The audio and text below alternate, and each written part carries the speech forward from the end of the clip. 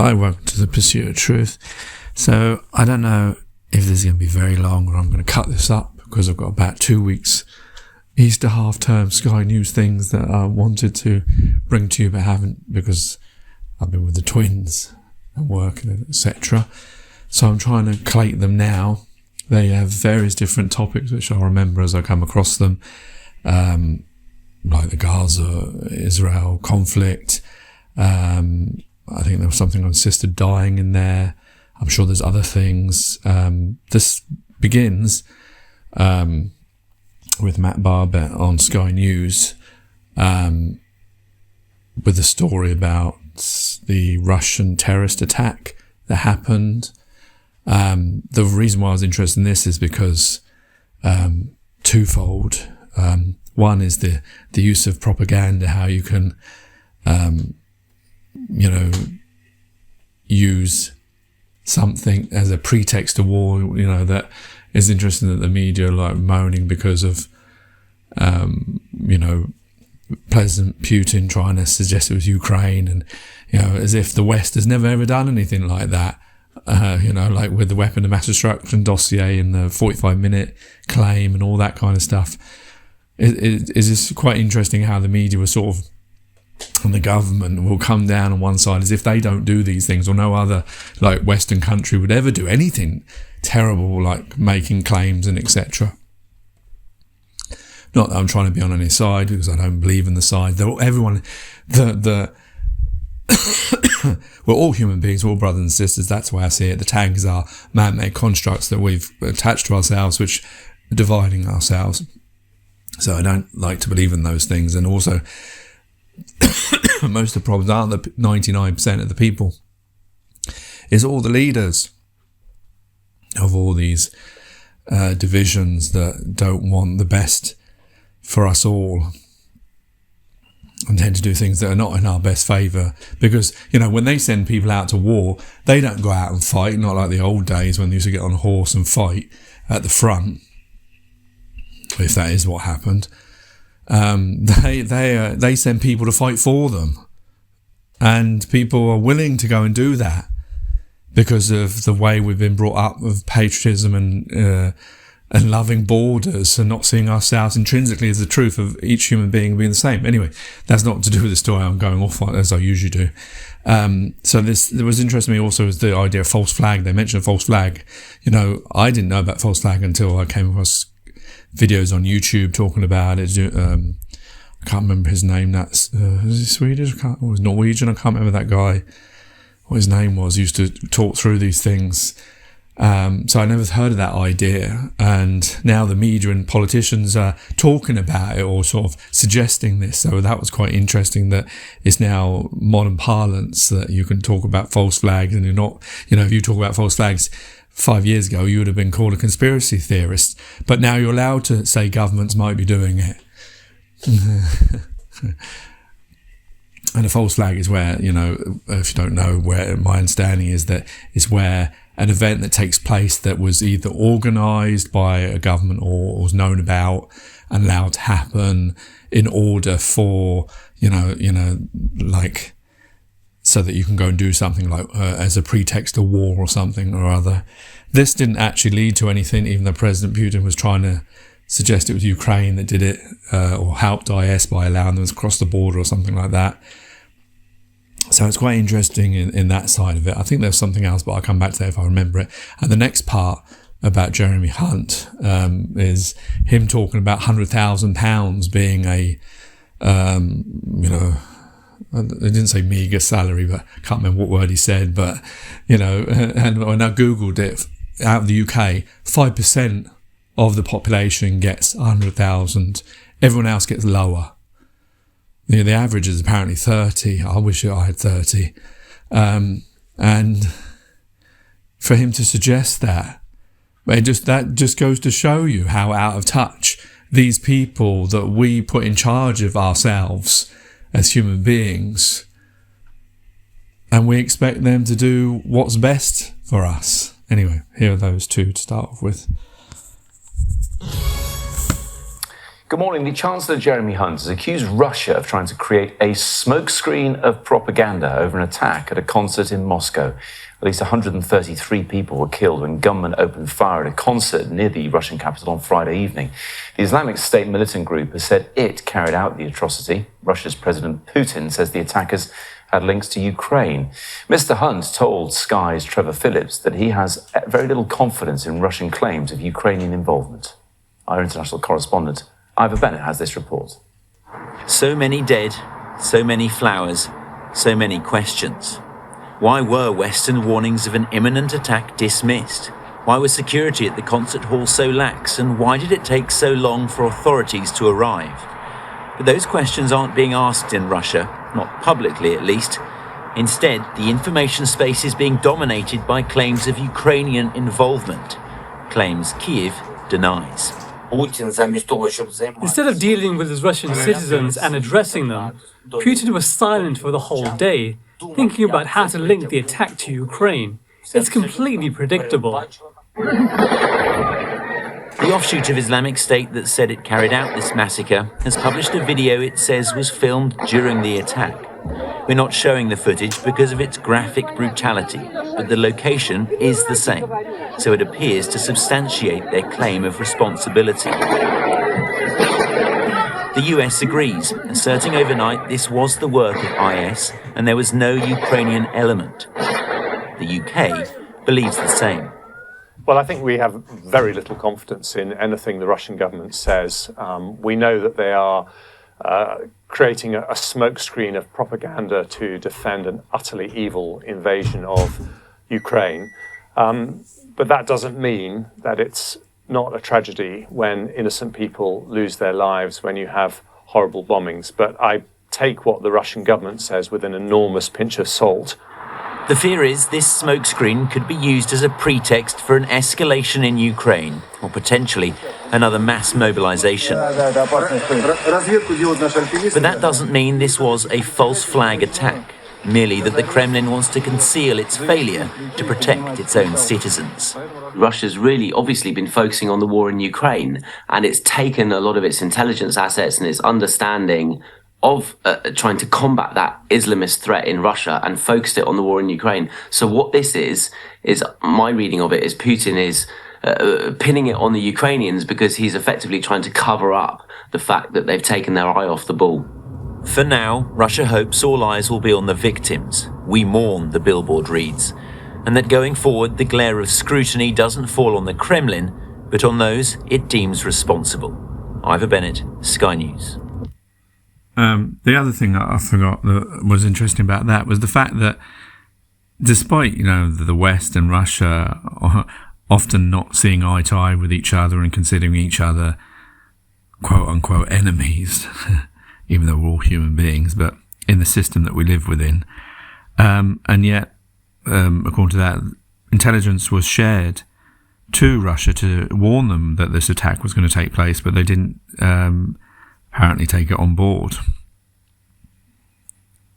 Just goes to show you that even though whatever is said about each other, they're still supplying information to each other.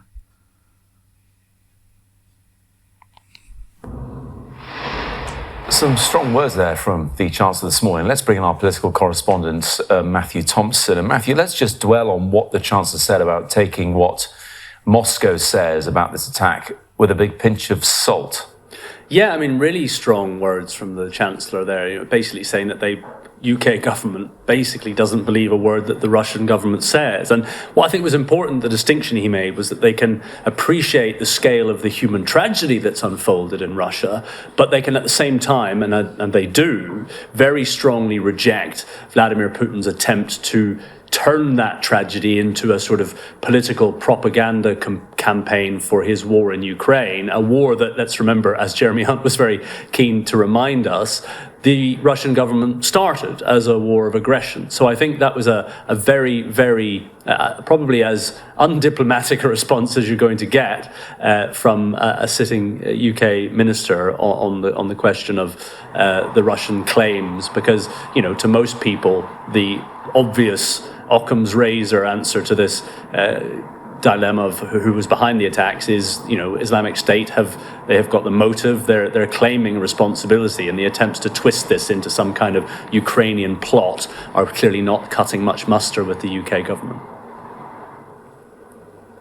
Well, I was talking to a constituent who was pointing out to me that, what sounds like a large salary, when you have house prices averaging around £670,000 in my area, if you've got a mortgage and you've got childcare costs, it doesn't go as far as you might think. And she's right. It doesn't go as far as you might think. The Chancellor there sort of doubling down on his assertion, something he commented about to his constituents in Surrey, that £100,000 as a salary doesn't really go as far as people might think. That has clearly given the opposition a bit of ammunition. So, but he's not changing his mind on that point. No, I mean, look, I think it was at best a slightly politically naive thing to say, wasn't it? I mean, to say that £100,000 is not a huge salary, which were his exact words in that Twitter post, it just risks looking out of touch, because by most people's measure, £100,000 a year is a very, very large salary, and Labour, as you say, haven't missed a trick in pointing that out. But look, if we're slightly generous to Mr. Hunt's interpretation, it is an argument to say that, the cost of living crisis affects everybody. And if you do have a large mortgage because you have a large salary, well, proportionally that will take a large chunk out of your available income. So, there is something to be said for that. And the context in which he was talking about it, of course, was the fact that the government's free childcare offer, which they're extending this year and then further in the years after, is not available to people who are earning £100,000 a year. And he was basically responding to a constituent who'd raised concerns about that. So, there is a point to be made there. But what I would say is, if he is suggesting, as he seemed to, that they were considering extending that childcare offer to those on £100,000 a year, alongside other strategies that keep raising their heads, like scrapping inheritance tax, for example, that looks like it might be what's called the sort of blue wall strategy, the core vote strategy, really appealing to conservative heartlands in largely southern areas of England. But if they do that, and if that is the fiscal plan going forward, possibly even in the next fiscal event before the election, then they open themselves to the charge that, look, there's not a great deal of money available, public services are facing record strain. Is the best use of that money tax cuts and tax breaks for, by most people's standards, very wealthy individuals? Matthew, thanks. Let's go. All right, here's the next one. Financial report. Welcome back. Now, for the past week, Israeli troops have been fighting with Hamas around the Al-Shifa hospital, one of the few remaining medical facilities in northern Gaza. Israel admits they may not be able to destroy Hamas now that the US has allowed the passage of a resolution demanding an immediate ceasefire, is being reported in some newspapers. Well, let's speak now to Avi Hyman, who's joining us from Jerusalem, a spokesperson for the Israeli government. Avi Hyman, thank you very much for making the time to speak to us today. I'll come to some of that in a moment, specifically the reported comments about defeating Hamas. But first, let's understand, if we can, Avi, the situation around Al-Shifa. Is the fighting ongoing? Hi, Kamali. Thank you so much for having me on. I can tell you that what's happening at the Al-Shifa hospital is unprecedented in modern warfare. We have a situation where Iranian-backed terrorists from Hamas and Islamic Jihad have taken over the largest hospital in Gaza and turned it into a full military base while patients are still being treated. So what we've done is we've gone in with special forces. Like you said, over the last week, we've taken out 200 terrorists, and we've apprehended over 900. Those are the latest figures that I've got. So over 900 apprehended. And that is with zero civilian casualties. So this, I believe that in many years, this will be learned. This will be in the history books and the military tactic books.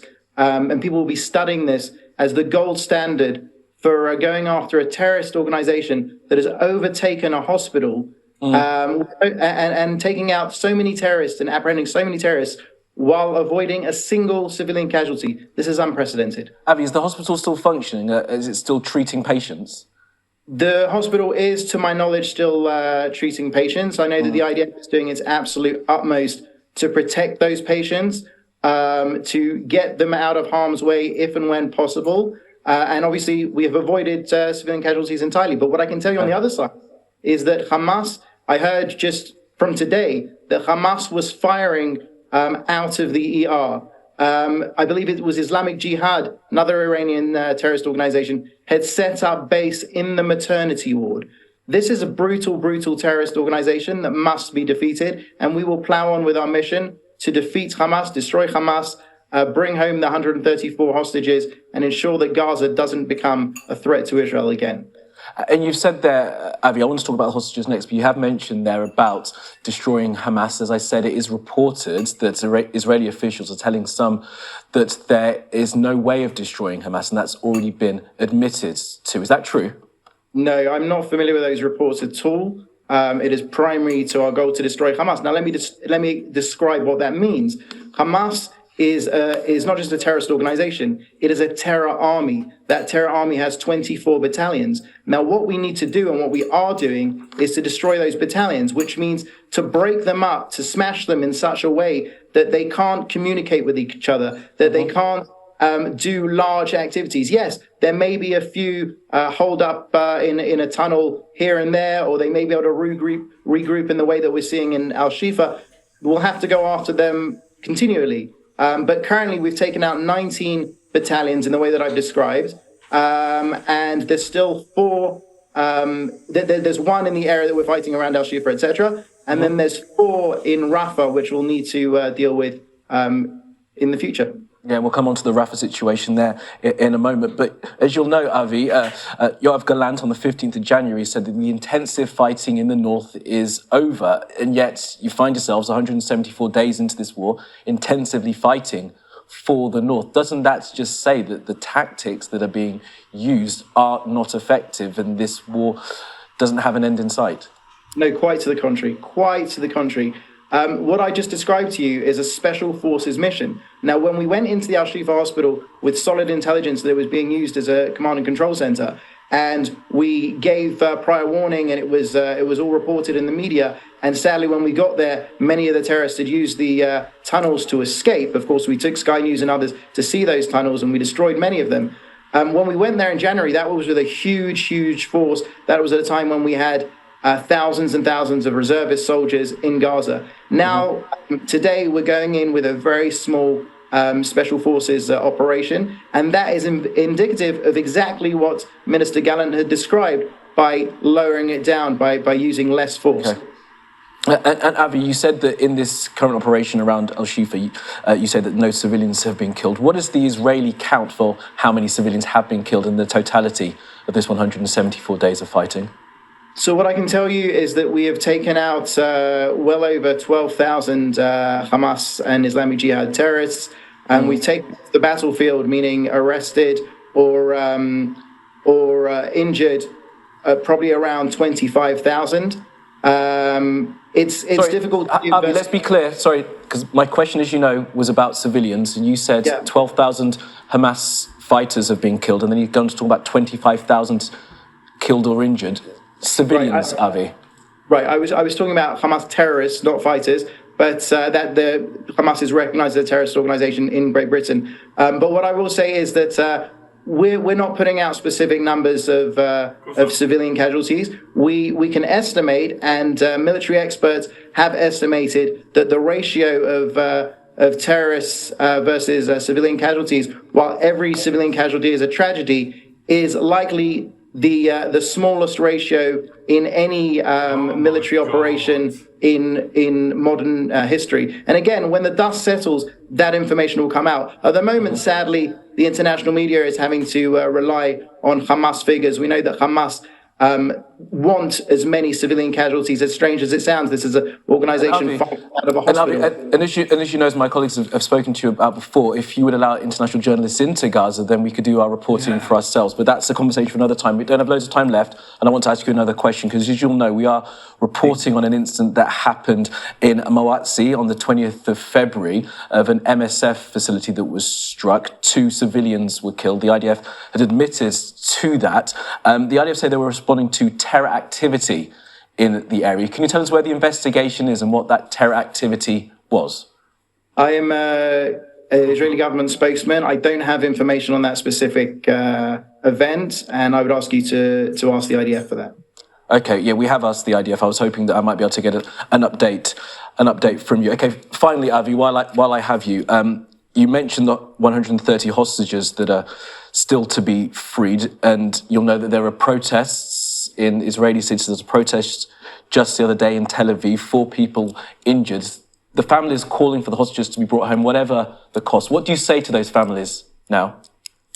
I mean, we're all one big family in Israel. It's a tiny country. My friend Rabbi Doron Peretz just found out that his son Daniel was actually killed on October 7th, and his body is being held. We've heard now that many of the hostages have actually been killed in Hamas custody. There's now only 98 alive. So we stand shoulder to shoulder with every one of those families. It is key to our mission to bring everyone home. And, this war could end right now if Hamas put their hands in the air, waved a white flag, unconditionally surrendered to us, and let the 134 Israeli civilians, men, women, children, babies, come home. This is a crime against humanity. They need to be home with their families now. Okay, Avi Hyman, government spokesperson for Israel, thank you very much for the time today. Thank you. Okay, let's take a... Right, so, yeah, he's true, what he's saying. If Hamas were to, any human being that cares about human beings shouldn't be holding other human beings captive. It's a clear breach of humanity. And any religious person, because often this is coming from the holy city, from 2 great religions who claim they to be doing this on God's behalf. God does not want people to be captive. Anyway. But what was interesting is the way that the spokesman was talking about in the history books, this is going to be looked at. I don't know what it is. This is the problem with patriotism. If you had both sides, Hamas and whatever, both of them would say opposites. Both of them would say how great they are and how evil the other side is and use their confirmation bias in every single way. Why do we do this? But I guess we can't help it because we're inbred with that patriotism that therefore, we're always going to argue for our side and always going to overlook the faults and errs and big up what we do. But I don't think what they done in Al Shifa, if what I've seen from, and I don't know if I've got it coming up, I saw Alex Crawford for Sky News go to Al Shifa once to let the journalist in. And they were, they said something like it was a strategic mission or whatever, and they show you the outside of the Al Shifa now, and it looks like the buildings you see in Syria, where it's just like bullet holes, like that, like as if an explosion has gone off in front of it, and it's just devastated. And this is meant to be like pinpoint or strategic, some word like that, forensic, I think was the word they used. I don't think this is going to be put in any textbooks. I hope it isn't, because this isn't the way that the West deals with terrorism. There is no, when Westerners deal with terrorism, except the Iraq and Afghanistan war, is normally like they're doing now, the special forces going in. They don't tend to destroy the building so that it is completely unusable. And, if you're going to go in and kill terrorists, there's no need to damage the outside of the building, because as a hospital, you want it to remain as a hospital.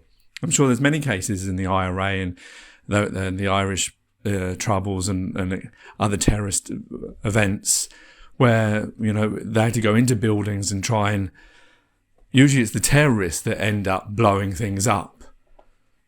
So to see this Al Shifa now all destroyed, or at least the bit they showed on Sky News in Alex Crawford's presentation, it didn't look strategic or forensic to me at all.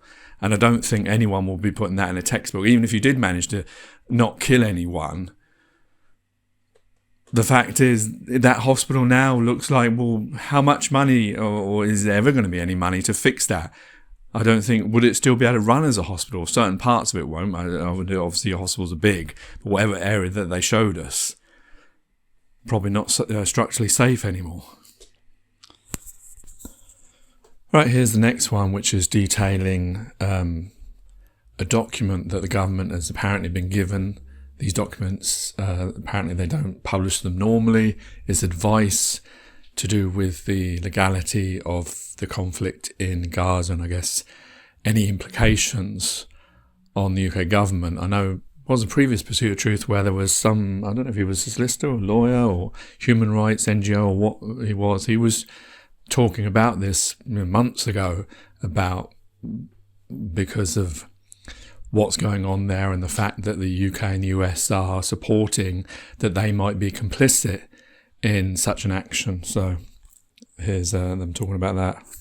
The government has been accused of being on the wrong side of history after reports suggest ministers have been given legal advice that Israel is breaking humanitarian law in Gaza, but they've failed to make it public. Let's get more on this with our political correspondent Rob Howe in Westminster. Good afternoon, Rob. Talk us through this story then. Hi, Leah. Yeah, this story comes primarily from senior Tory MP Alicia Cairns, who chairs the Foreign Affairs Select Committee, so is quite a big voice on foreign policy matters around Westminster. She's a Conservative as well, which clearly also matters. The Guardian was handed a recording of her at a meeting telling supporters that the government had received legal advice that advised that the Israeli army, that Israel was in contravention of international humanitarian law within its operations into Gaza. Now, we went to Alicia Cairns and she essentially stood by that. She said it's a point that she's been making for a while, that it's her strong view that the government has had this advice, that it should publish the advice, not least because it would have a knock-on impact on things like arms exports and whether licenses are given for exports of weapons to Israel. Now, the Foreign Office hasn't necessarily categorically denied that this advice exists, but it said that it continually updates its advice on Israel's adherence to international humanitarian law, and ministers act in accordance with that advice, for instance, on arms exports. But crucially, it says that that guidance, that advice remains confidential. Now, this development has led to opposition parties restating their view that they believe that legal advice regarding Israel and international humanitarian law should be published and be put out there, that there should be transparency. The Shadow Foreign Secretary posted a comment online earlier today, David Lammy, in which he said, last week I asked the government whether or not the Foreign Secretary had received legal advice saying that there is a clear risk that items licensed by the UK might be used to commit or facilitate a serious violation of international humanitarian law. I didn't get a clear answer. This raises serious questions about whether the government is complying with its own law. David Cameron and Rishi Sunak must now come clean and publish the legal advice they have received. So Labour calling for this to be put out there. We have had the SNP as well calling for the advice to be made public, the Scottish National Party saying that the government risks being on the wrong side of history. The Liberal Democrats have also called for this to be put out there. I think when you look at the kind of changing tone of Lord Cameron, the Foreign Secretary's comments around Israel's operations and war against Hamas in Gaza, I think the tone has hardened. The concern around civilian casualties and the loss of life has hardened in recent weeks and months. But I think this clearly shows that for opposition parties, they would like the government to be more transparent and potentially go further. But also some within the Conservative Party think that there should be a change in approach as well. Rob, for now, thanks so much. OK, let's take you through. It is funny, though, isn't it? Like when a party's not in power, they say all these things. And when they get in power, then they do exactly the same. Like some Orwellian nightmare. And then also the fact is that it shows you how when countries are friendly with other countries, how, when they get documents saying they may be committing acts against human rights, they will stay silent about it and still carry on giving weapons to countries that are doing that. But when it's their so-called, quote unquote enemies, then they'll be first to say, oh, that's it, we're going to stop our weapons now, we're going to do this, that and the other. The same bit of advice can come to them and they will react differently depending on how they feel about them. I know it's hypocrisy, isn't it? But appeal by the United Nations. It's called. They're calling it a flash appeal to raise some 2.8 billion. Here's the next one. It's quite striking. Oh yeah, this one's about Sudan. It's quite striking, isn't it, when you say those words, the world's worst humanitarian disaster, given everything we've been seeing on our screens in the last few months. They're really, that's why we're trying to shine this spotlight on Sudan. And the RSF took over in that, well, not took over, tried to take over in that coup last year, and the fighting has continued since. What is being done to try and control the RSF, or to control the arms they're able to get, or the funding they're getting?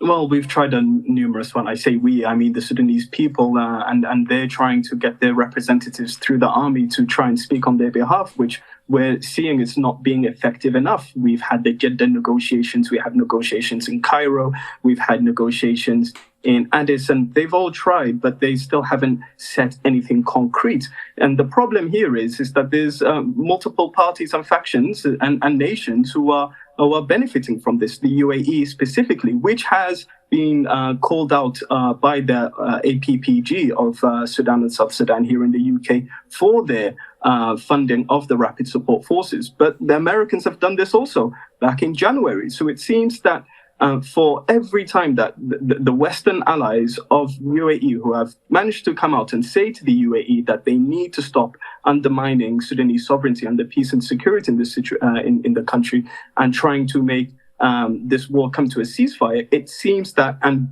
people have tracked, and they've seen it everywhere now, in terms of planes flying in from the UAE to Chad by the border, or into Sudanese territory, or by the Central African Republic.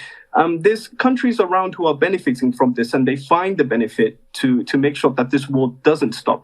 Why the plundering and the looting that we've been seeing and we've been hearing about. But let me just add on further on. There's a lot of crimes and heinous situations that we still don't know about. We're on day 350, and yet this is now past the 40th day of an internet blackout. So there's a lot of information that's being missed, happening in the world's worst humanitarian. Well, we're trying our best to cover as much as we can. Elbashir Idris, thanks so much for joining us here on Sky News to shed some light on it. And of course, the UAE, we don't have a word from UAE to speak to the allegations you've made, of course. But thank you.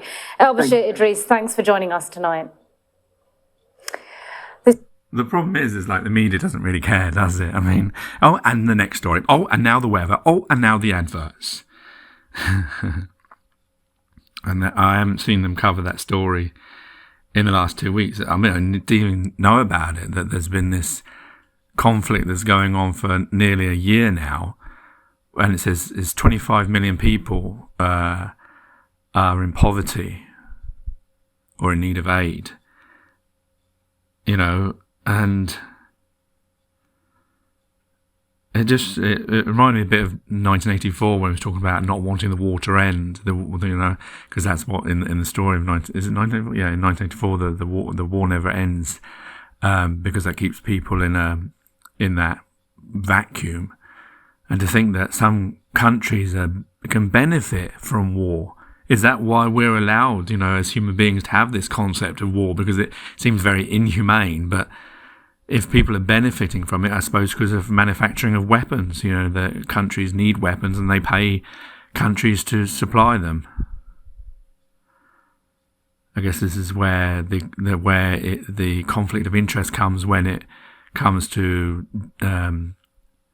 stopping such inhumanities, because you're making a profit out of it.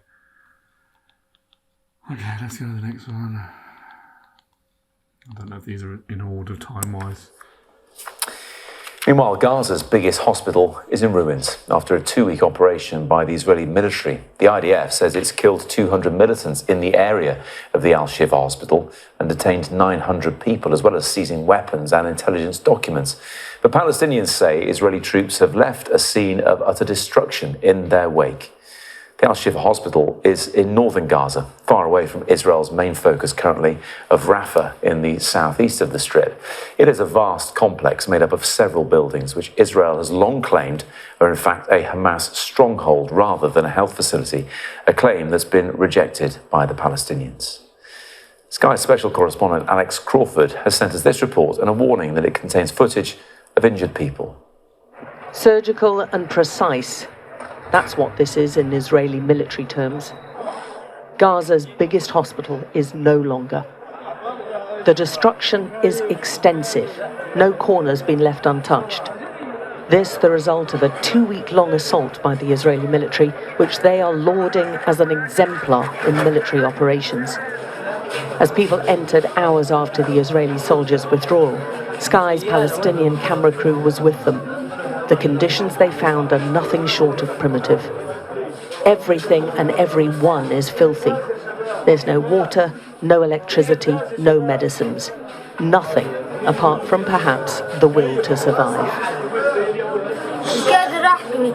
I can't speak, says one boy. He was hit in Hamad Street, his relative explains. Both his legs are injured. The child had no treatment for 15 days. The bones in his leg have started to bond. They'll need breaking all over again. The patients who survived are in an atrocious condition and speak of constant shooting and bombings and fear upon fear of suffering, which is even worse than this. The doctors kept on moving us, he says. They were forced to by the army. If they didn't obey quickly, he says, everyone would be shot in the hospital.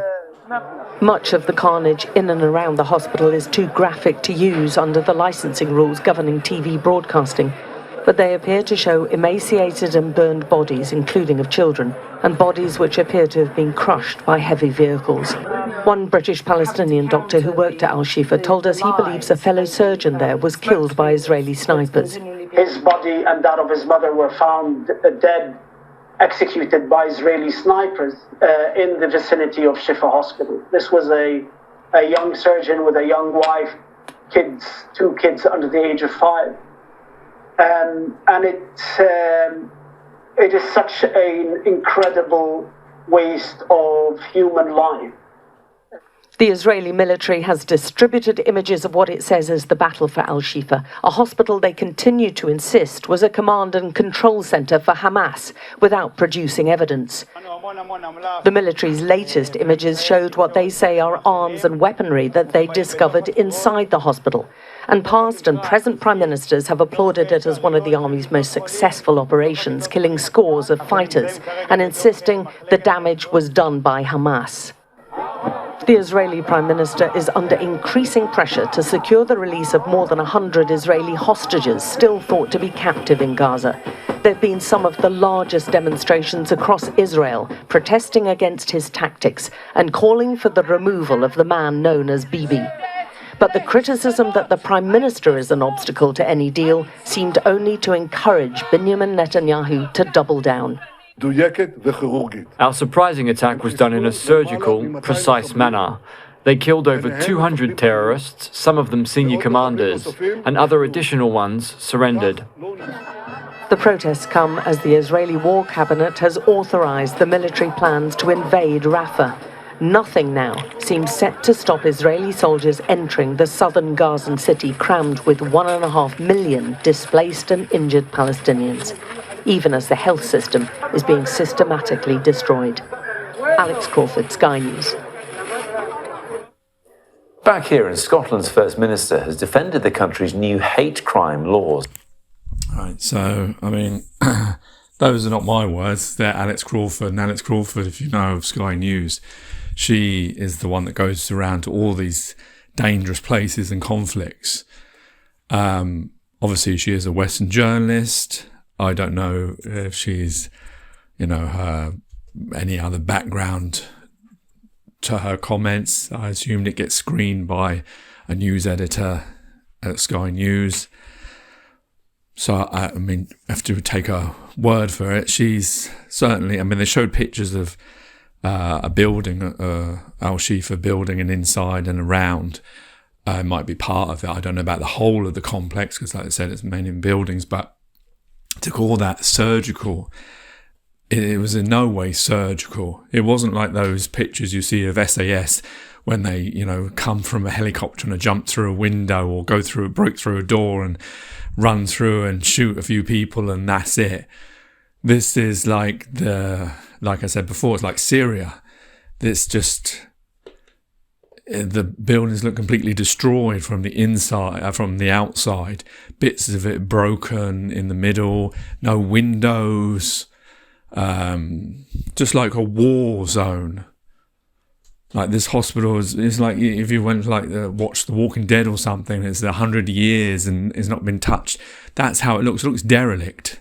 That's the word I would put it as. And when they show inside, there's no lights.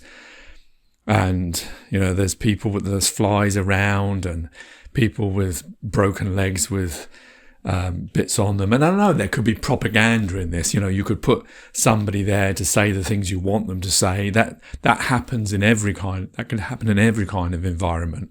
You know, like these false, what do they call them? The actors, these false flag things. They have a name for them, isn't it? Crisis actors. You know, I know that's possible. You know, Hamas could put someone there to talk about how bad it is and this, that, and the other. But the fact is, you can see the hospital. We've seen the hospital from the beginning, and now we see it, assuming it is the same hospital. I assume that Sky News, you know that it's the Al Shifa hospital that we've seen since 6 months now, and to see it in this state. And the thing is, to be blamed is not just Israel or the IDF, I should say, the military side of it, to blame for how strategic and surgical this was, but it's also Hamas. Because if there were, I know that, well, I can't say I know, but I don't think that the IDF would go into a building and destroy it like that if there was no reason to do it. Although I suppose I say that, but then again, on the basis of, even if there were terrorists in there, to leave it in such a state, knowing it's hospital, knowing that you have to be very careful about going into hospitals because it's against international law but obviously if there are terrorists inside, that's where it becomes a grey area. But still, you'd want to do it as strategic as possible, as surgical as possible, because you don't want the West to then see this derelict, broken down hospital that can't work anymore as a hospital, because there's no lawful reason for that. So I don't know now, thinking on it, but I don't think that. And this is what I'm saying, it's not just the IDF, it's also Hamas. This isn't like I say, I don't like to have these tags because that's the problem, because people come down either side. They're human beings, all of them human beings, who adhere to some ideology or other, or man-made construct, and that's why they're doing this. But yes, what the IDF done is wrong, but also what Hamas has done is wrong. By using a hospital, which is against international law, to use it as a base or put tunnels underneath it because you think that it's safer there because then it can't get targeted. And I get that concept, but you're endangering the same people that you claim to be fighting for. So that's a problem, especially with like these ceasefire talks now, that they're saying that it's actually Hamas that are the ones that don't want to do it, because they probably feel that they're getting some ground here, because, but the fact is that this is what I'm trying to say out of all these things. It's not really about sides, but what really is the people that are in charge, the ones that make all the decisions, they're the problem. Because what's actually happening is, one set of leaders and the Hamas leaders or whoever they are leading the other side, they're making these decisions that are impacting the 95% of the civilians, whether that's the 95% of the civilians that are in Israel or the 95% of civilians that are in Palestine or Gaza. And they're the ones all having to deal with the impact of those decisions of those people that are not getting their hands dirty. They're not going to have their threat of their life. Well, some of them may, I suppose, if they're targeted, but a lot of them, they're not fighting themselves. They're just ordering other people to fight for them, or they're ordering other people to suffer for them. And they're not, I don't know, it's just, this is the problem with the world we live in, isn't it? That's why I think that really it doesn't work. This idea of having a select amount of people controlling the majority, because it seems far too often, not only just in war, but in the Western world, with all the corruptions and, money laundering and, all the stuff the other stuff that we talk about all the time, the pursuit of truth, all that happens in the world, is still happening. There must be a better system or a better way of stopping the corruption or the non-caring. Well, I think it's because of the intrinsic value that we don't believe that each of us are brothers and sisters with each other, that we divide ourselves out in that, and we see ourselves in these little boxes, and, I'm all right, Jack type of mentality. And then that's why these leaders, when they are leaders, they make decisions cold and robotic rather than thinking about the individuals that they're meant to be serving. And this isn't just about Israel or Hamas or whatever. This is about loads of different governments and people we could talk about. Anyway, let's put the next one. The US and others in the international community to actually ensure that there are concrete consequences, that there are actions taken to deter further breaches of international humanitarian law. We've seen, obviously, just last week that Netanyahu has vowed to continue with an offensive in Rafah, which would be absolutely catastrophic. We continue to hear condemnations from the UK government, but where are the actual actions to stop Israel from continuing? Where's the arms embargo? Where are the multilateral sanctions? We need to move from words of condemnation to actions with concrete consequences to ensure that Israel cannot continue, because it is decades of impunity for violations of human rights and international humanitarian law that has led us to where we are today. James Smith, you've been there, you've worked there, you're recently back. Do you think scenes like those that we've seen today and incidents like this will make those who have been willing to go think twice about going to Gaza, carrying out that kind of work, obviously with the cost that brings to the Palestinian people? I would say that there is probably nowhere on earth right now that is more unsafe for not only health and humanitarian workers, but of course for human beings and for the Palestinian people who are bearing the brunt of this. I think that people and organizations will feel more reluctant. As you've already reported, the latest supplies that are food aid that were moving via the sea corridor have turned back towards Cyprus. There is at least one NGO that has already reported that they will be suspending their operations. Other organizations have done the same in the wake of attacks against their staff and their facilities over the course of the last couple of months. And I would use this opportunity really to emphasize that really no amount of humanitarian access, no amount of humanitarian service provision will be able to adequately meet the needs of the Palestinian people while the violence continues. And this is why humanitarian organizations have been consistent since day zero in saying that what we need is a ceasefire and humanitarian access. We can't focus exclusively on bringing in humanitarian materials, emergency medical teams, while Israel continues to commit such atrocities. It's just impossible to work under these conditions. James Smith and Carla McLaren from Amnesty International, thanks very much for your time with us this evening. Now, police in Scotland say JK... I probably missed a bit of that at the beginning, but I assume that was... Efforts Act, plus live to New York as Donald Trump. Good evening. The UK is demanding answers from Israel after 7 aid workers, including 3 Britons, were killed in Gaza. 2 of the 3 British victims are understood to be 57-year-old John Chapman and James Henderson, who was 33. The group working for the charity World Central Kitchen were killed when their convoy was hit in 3 separate strikes. Israel's military said the incident would be investigated independently, and tonight Rishi Sunak has spoken to Benjamin Netanyahu. World Central Kitchen and another charity have suspended operations inside Gaza, where famine looms and the humanitarian crisis worsens. Here's our Middle East correspondent, Alistair Bunkle. The missile went straight through the roof of the armoured vehicle, shredding the charity's identifying logo. Like a dart, hitting a bullseye. Further down the road, the 2 other vehicles in the convoy were picked off, one by one. 3 precise hits on 3 separate cars. All 7 passengers were killed, among them 3 Britons, confirmed by World Central Kitchen and the British government. Hey, this is Zomi and Chef Olivier. We're at the Johndoyle kitchen. Australian Zomi Frankham was also among the dead. Her Prime Minister has demanded answers.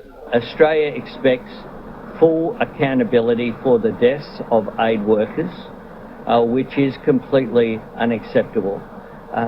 Aid workers and those doing humanitarian work, and indeed all innocent civilians, need to be provided with protection. Their bodies were taken to Al-Aqsa Hospital near Gaza City, where they were identified by colleagues. Israel has admitted admitted responsibility for the strikes and launched an investigation. Unfortunately, in the last day, there was a tragic incident of an unintended strike of our forces on innocent people in the Gaza Strip. This happens in war. We're checking this thoroughly, we're in touch with the governments, and we'll do everything for this not to happen again. The 7 aid workers were leaving the charity's warehouse in Deir al-Balah, where they had just unloaded 100 tons of aid. The 3-car convoy was travelling along this coast road, one of the main highways heading through the Strip. Sky News has geolocated the wreckages of the cars to these 3 locations. As humanitarian workers, we're here trying to do our job, but we are continually being hampered every step of the way. If you put the pieces of the puzzle together, we're not getting enough aid in. We are unable to properly move throughout the Gaza Strip to get that aid that we do get in to the people that need it. And while we're doing that, we're at risk of being killed. Devastated Palestinian colleagues comforted one another as the news reached them. World Central Kitchen gave out food to Israelis following the October the 7th attacks and has been one of the biggest providers of aid in Gaza during the war. But it has now suspended its operations following the airstrikes last night. And today, aid ships bound for Gaza were turned back to Cyprus. That will have an immediate impact on the thousands who desperately rely on their food. Well, Alistair joins us now from Jerusalem, and our chief political correspondent, John Craig, is at the Foreign Office. But first, let's turn to Alistair. And Alistair, 2 of those 3 British victims named tonight, 57-year-old John Chapman and 33-year-old James Henderson. What more do we know about what actually happened and how? Well, some information is coming out in Israeli media, although not yet confirmed by official sources. Officially, there is an investigation that's been launched to establish why this happened. I think what we can report pretty confidently as fact is that this convoy had left a World Central Kitchen warehouse near Deir al-Balah, and it was moving south to Rafah. They had coordinated that movement with the Israeli military, and that should have given them the safety, security, and the cover in order to move. But they were fired upon, not once, but 3 times. And so I think when the Israeli Prime Minister Benjamin Netanyahu describes this as an accident, a lot of people will say, how can it be an accident when a drone or a fighter jet has fired 3 missiles systematically and very precisely at 3 different vehicles of the same convoy that were spread quite far apart? The intent to attack the vehicles looks deliberate, but the question mark is why? Did they think incorrectly that there was Hamas fighters on board, or was it something else? But it does appear to be a breakdown at the very least of Israeli intelligence. So I guess the issue will then turn to what next and what consequences there will be. And that, in part, is in the hands of the United States, the United Kingdom, and others to think about what to do. but it could have an effect on the ground. We've already seen, as I said in my report, World Central Kitchen suspending operations. There are not that many aid organisations, I can tell you, who are willing to deliver aid at the moment in Gaza. It is that dangerous. World Central Kitchen was one of the few, and they're now backing out, at least temporarily. It could create an almighty problem, not just for the people of Gaza, but for the Israeli military, who are the occupying force. And to that point about what the international voices will have to say, John, to you at the Foreign Office, we know that Rishi Sunak has spoken to Benjamin Netanyahu this evening. There have been three major developments here in Whitehall. The most high profile really is what seems like a very angry phone call from the Prime Minister Rishi Sunak to Benjamin Netanyahu, in which he said the situation was becoming intolerable. According to Number 10, the PM said he was appalled by the killing of these aid workers and in the airstrike. He's demanded what he called a thorough and transparent independent investigation into what happened. And then the PM said, far too many aid workers and ordinary civilians have lost their lives in Gaza, and the situation is increasingly intolerable. The UK expects to see immediate action by Israel to end restrictions on humanitarian aid. Now, earlier, the Deputy Foreign Secretary, that's Andrew Mitchell, summoned the Israeli ambassador here to the Foreign Office, that's Sipi Hotoveli. He talked about the appalling killing of these aid workers, and he again called for an investigation, and he called, as the UK has, for a humanitarian pause to get aid in, and then moving towards a sustainable ceasefire. Then the Foreign Secretary, Lord Cameron, interrupted an Easter holiday to have a phone call with Israel's Foreign Minister, that is Israel Katz. He talked about the completely unacceptable attack on these British nationals. And he again said Israel must urgently explain what happened, how this happened, and make major changes to ensure the safety of aid workers on the ground. The tone of the Prime Minister's words, pretty angry. We've not heard him use the word intolerable before, and we've heard from Lord Cameron talking about this being unacceptable. Clearly, the UK's patience with the Netanyahu regime is beginning to run out.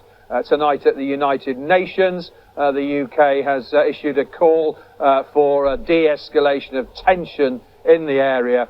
But this has been a dreadful tragedy. But what makes it so much worse, of course, is that it does look as though these aid workers were deliberately targeted, and it wasn't an accident. That's why we've seen the Prime Minister say it's intolerable and the Foreign Secretary say it's unacceptable. Tomorrow, Lord Cameron heads for a NATO summit in Brussels. We can expect to hear a lot more about this dreadful incident then. John, thank you. Scottish police will... Right, so I'll put the next one ready. I hope this is in the same order. So it was all about World Kitchen, that one. It was interesting there how the difference between when 20,000, whatever the actual real figure of civilians that have been killed, doesn't seem to get answered very quickly, or investigations of incidents that have happened against them are ongoing, and there's no, let up, no report. But when it's people who have British passports or Western passports, suddenly then everyone sits up, everyone starts complaining about it.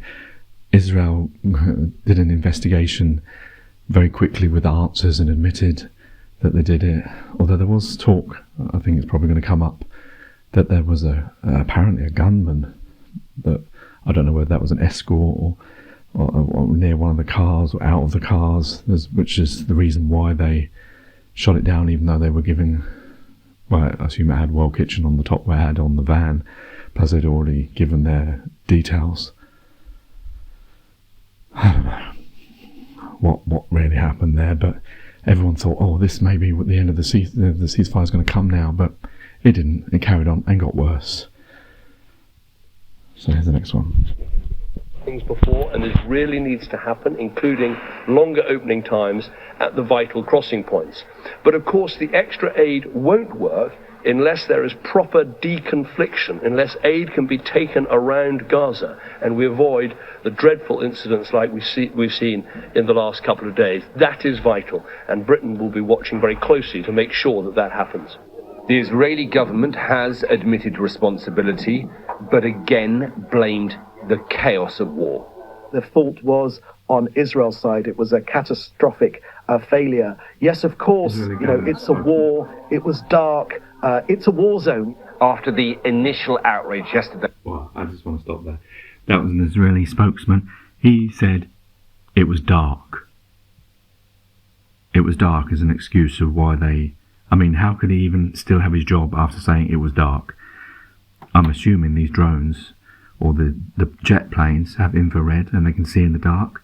We've all seen the films with those green, viziers where they can see very clearly, and they were given coordinates of these NGOs. They give them out. That's the reason why they do that, so that these things don't happen. Plus, it had Well Kitchen on the top of each van. It was dark. I just want to hear that one more time. Ability, but again blamed the chaos of war.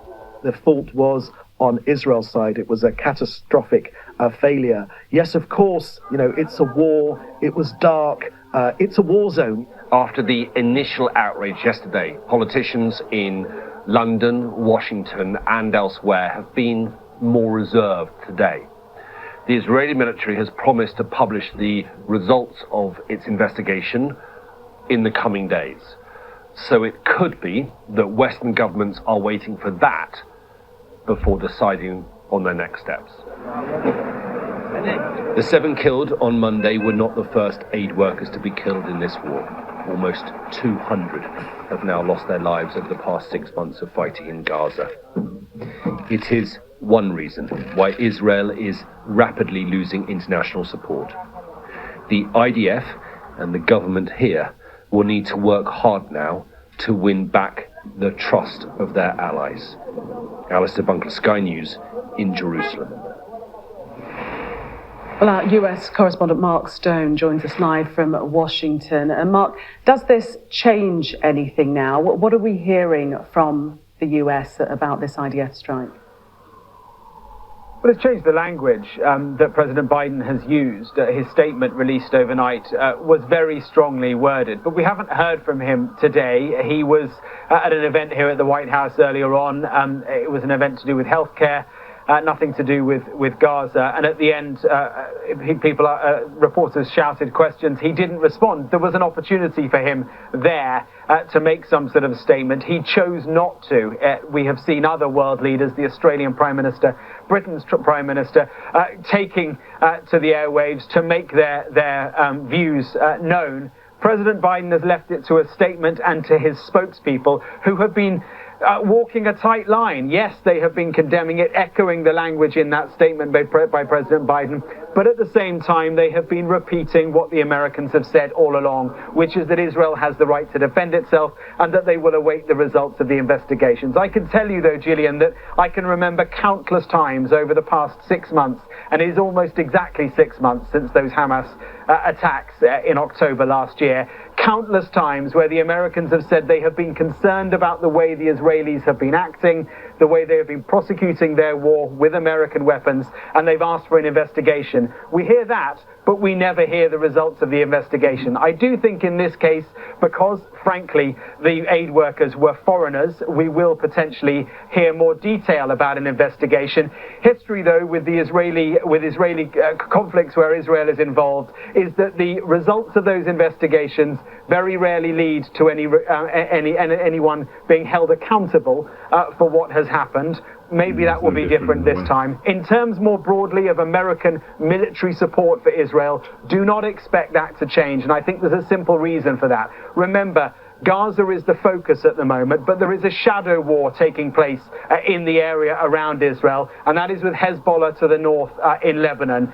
The Americans are very clear that if they were suddenly to cut off all military weapons and military support to the Israelis, there would be an existential threat to Israel. Other actors, as they're known in the region, would take advantage of that. There is an existential threat to Israel, and so for that reason, you can expect American military support for Israel to continue. Mark, thank you.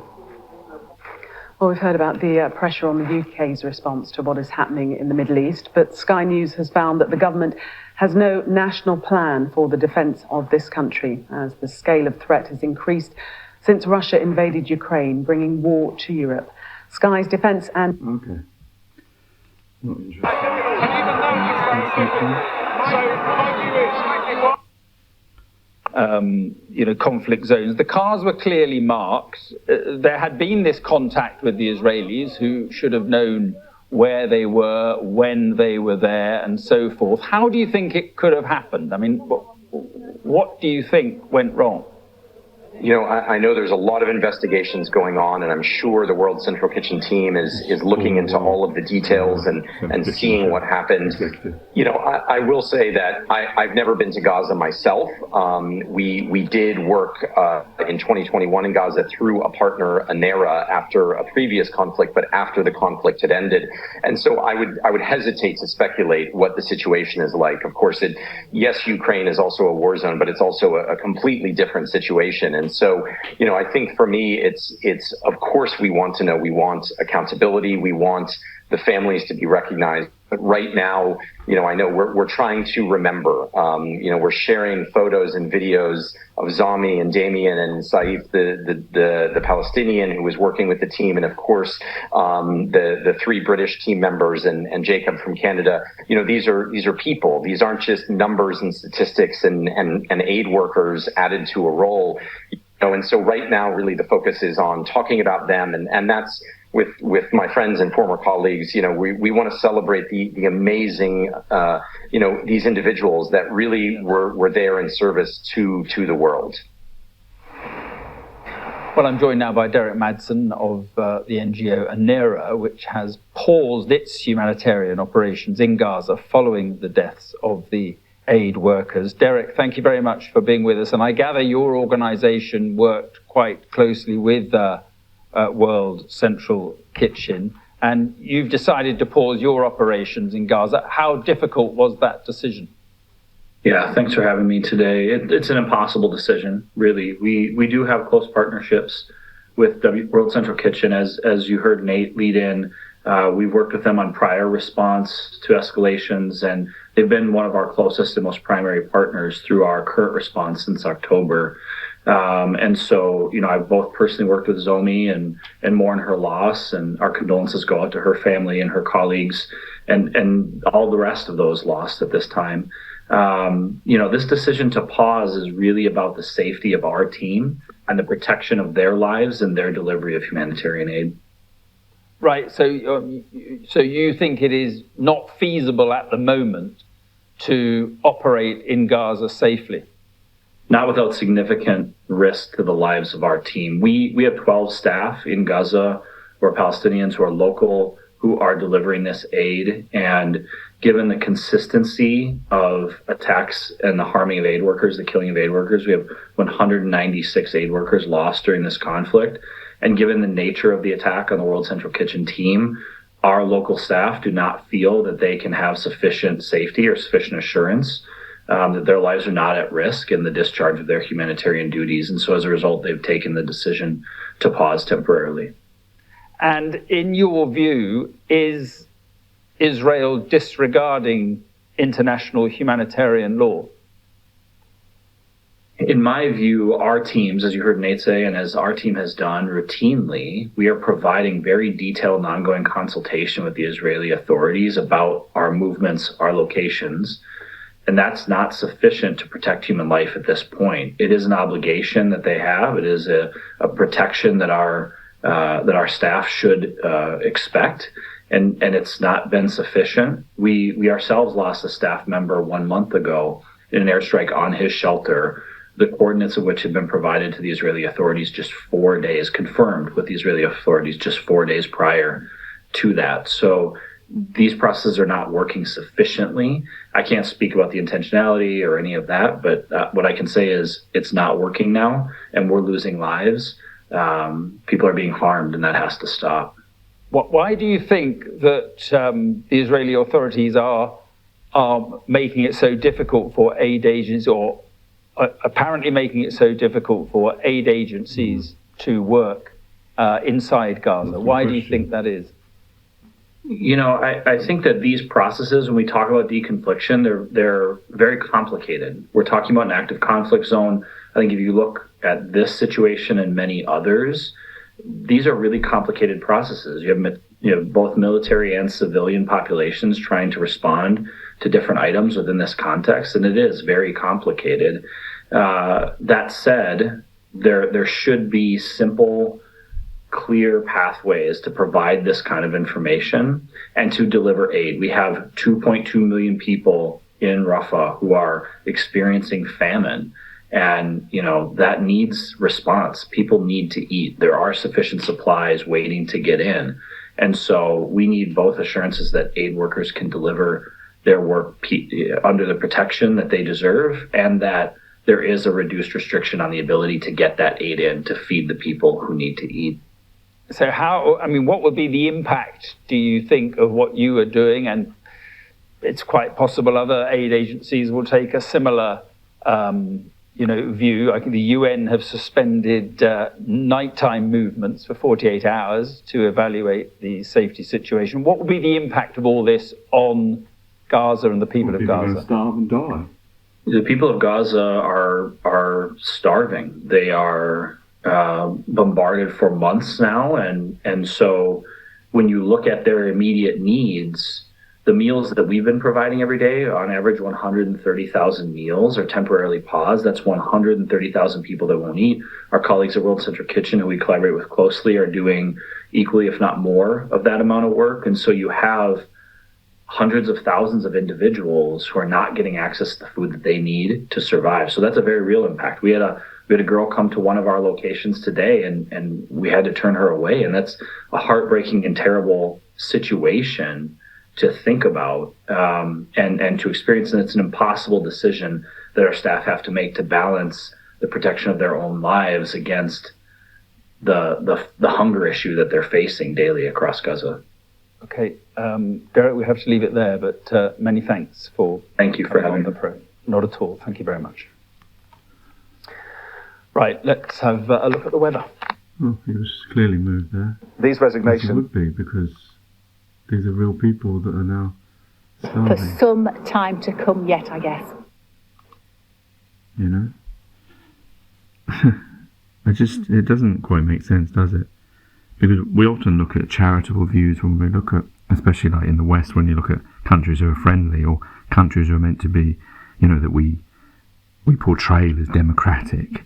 When it's countries that we portray as our enemies or, undemocratic or whatever, like say Russia, China, or Iran, they would instantly jump at, well, the reason they're doing this is, for nefarious reasons.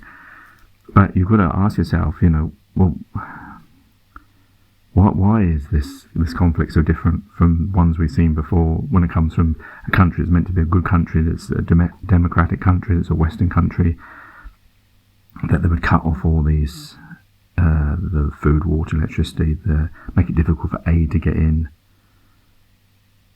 knowing that, if you don't want the Hamas, the terrorists, to get it, that's one thing, but they know that, of course, international law for everyone to be treated the same because of that. But that seems to be what's happening, because so many people are, unless the media and the West are making up that these people are dying and starving. I don't know, but I don't know why humans do this to each other. Even when you remove all the tags and you see this as humans doing this to humans. Charlotte leaving there. Now, there is growing pressure on Israel after the attack on aid workers in Gaza, which killed 7 people, including 3 Britons. But there is also increasing pressure on the US President Joe Biden to act to rein in the Israeli military in the coming hours. He will hold an important phone call with the Israeli Prime Minister Benjamin Netanyahu. 3 former Supreme Court judges have joined 600 lawyers and academics calling for an end to the sale of UK arms to Israel. The open letter warns that continued arms exports would put the UK in breach of international law. Our Middle East correspondent, Alistair Bunkle, joins us from Jerusalem. Good evening, Alistair. And this would be Biden's first call with Netanyahu since the attack on the aid workers. How significant could it be? Well, I mean, any call between Joe Biden and Benjamin Netanyahu at the moment is significant because, frankly, the two are not speaking that regularly. They went quite a number of weeks without talking on the phone, and President Biden recently has been pretty critical and openly critical of Benjamin Netanyahu. But this phone call promises to be an awkward one, a testy one. Joe Biden, after the deaths of those aid workers earlier this week, said that he was very angry. There are reports coming out of the United States that his wife, Jill Biden, has told him to stop it now. That is the war in Gaza, although I should say the White House have stressed that there'll be no change in US policy for now. But this will be a phone call that I'm sure will be an opportunity for President Biden to express that anger directly to Netanyahu and to also put forward his concerns about humanitarian aid getting into Gaza. But, you know, you sense the Americans are running out of patience. They've been concerned about the amount of humanitarian aid getting to Gaza for a long time now, and they don't feel anything has changed. The question everybody's asking themselves is, you know, what might Biden do about it? I mean, there's one thing, you know, telling the Israeli Prime Minister that you're not happy. It's another thing sort of saying it in public and sort of embarrassing him in the public arena, if you like. But is the White House actually going to take any concrete action? And we'll have to see what comes out of this phone call. In terms of the UK's position, still, from what we gather, undecided what they're going to do about arms sales. The rumour is that legal advice in the Foreign Office has suggested that Israel could be breaking international law, in which case the government would be compelled to suspend arms sales. I have to say, I mean, over here, that's not really making much of a dent. I think UK arms exports to Israel account for about 0.02% of Israel's arms imports. So it's going to make no difference at all here. It is a sort of a debate that's going on in Britain, but not really resonating over here. But it would be a diplomatic message. It would be a sign of the UK's frustration, and others might choose to follow it as well. Okay, Alistair, thanks very much indeed. And by the way, in the last few minutes, officials working in the Department for Business and Trade here have threatened to stop working over arms sales. Our political correspondent, Matthew Thompson, joins me now. Matthew, tell us more about this. What's going on? Well, we've been passed a series of quite extraordinary emails from members of the PCS union in largely the Business and Trade Department. And essentially at the heart of this is their concern that some of their members are working on the kinds of arms export licenses and other things, arms, of course, going to Israel, that are at the heart of the debates around legality and illegality. And they're very concerned that they could be caught up in those legal proceedings and legal arguments. And if it is the case, for example, that the government's legal advice is now suggesting that Israel is in breach of international humanitarian law, that those civil servants could actually become liable themselves for breaches of international humanitarian law for continuing to supply arms to Israel. And their members are very conscious of something called the Rome Statute. That's the founding document of the International Criminal Court. And one of the things that it makes clear is that simply following the orders of your superiors is not in itself an excuse for committing breaches of international law. So they've written to their superiors asking for clarity, asking for some sense of what this legal advice says, and we've got emails suggesting that they have been told that they cannot see the legal advice and simply been asked to accept assurances that it is, and I quote, very unlikely that any civil servants would find themselves caught up in legal proceedings. And the PCS union members are simply saying, well, that is not good enough, and they're demanding to see the legal advice. The government is, of course, refusing to publish any of that. We have, of course, gone to the government for a response to all of this, and they've just given us a statement in which they say, we keep advice on Israel's adherence to international humanitarian law under review and will act in accordance with that advice. All export license applications are assessed on a case-by-case basis, they say, against the strategic export licensing criteria. But this really speaks to the heart of the debate that's engulfing the government at the moment as to whether or not, as the letter written to covered at least in The Guardian today by some 600 lawyers and academics, including 3 former Supreme Court judges, suggesting that potentially the government might be in breach of international humanitarian law if it continues to export arms to Israel in the face of potential breaches of humanitarian law and potential genocide by the Israeli government. Okay, Matthew, thanks very much. Now, there you go. Pekka, There you go. So, and to my knowledge, I don't know, there's how many weeks. There's 2 weeks away from that date. I don't believe that they've stopped selling arms by either side, and they haven't published any of this information. Yeah. Welcome back. Next, some major questions for the Israeli military and concerns about the safety of those spaces where civilians are seeking refuge. That's because the Israeli military has admitted it fired at a building where 2 civilians died following a Sky News investigation into an attack on an aid shelter in Gaza. Several others were injured in the incident, all family members of staff working for Médecins Sans Frontières.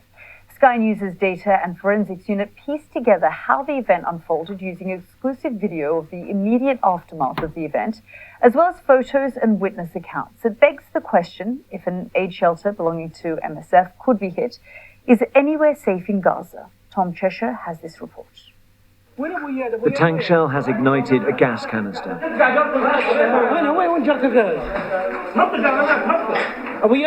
Be careful of the gas cylinder, he says. It's going to blow up. They don't have much time, and 2 people are already dead.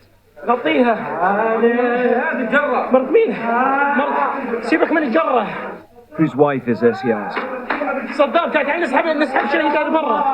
Come, let's get her out. Pull, pull. This video, obtained exclusively by Sky News, shows the immediate aftermath of an attack on an aid shelter in Gaza.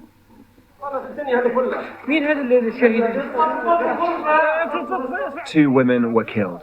7 people were injured, including twin babies and 2 teenage girls whose faces were badly burned. All but 1 were from the same family. We've analysed troves of imagery, spoke to witnesses, and teamed up with weapons experts to study the blast damage and piece together how the incident unfolded.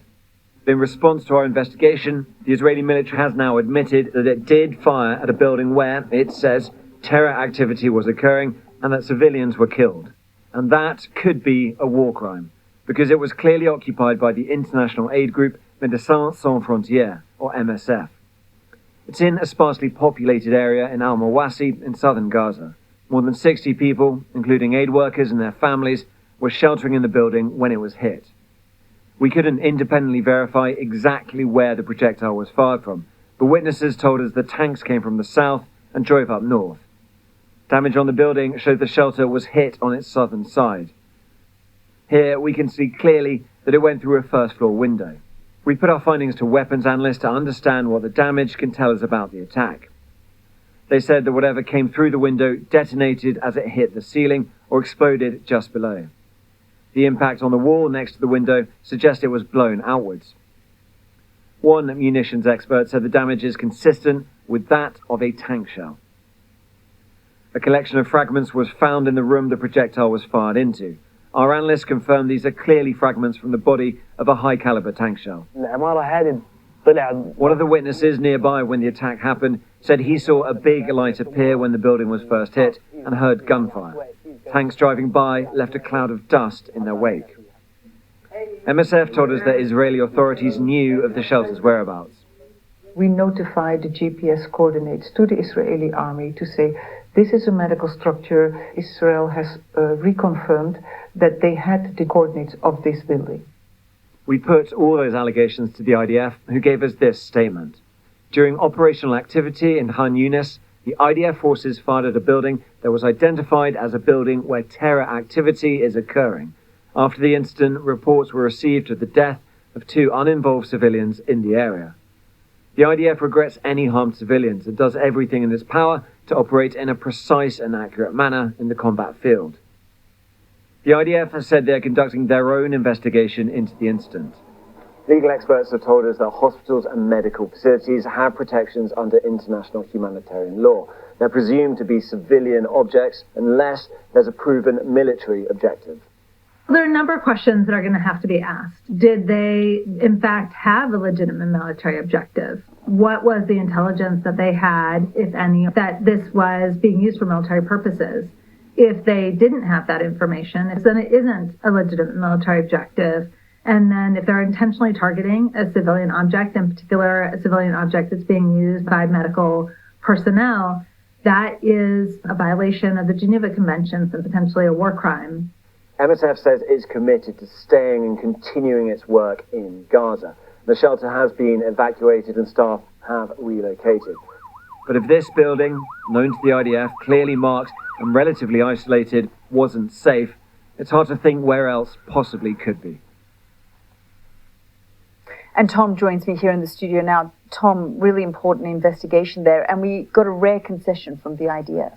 Yeah, it is rare to get it, and it was couched in specific language, but they said they are investigating the incident themselves as an arm's length body doing it, and that arm's length body is for exceptional events, as they put it.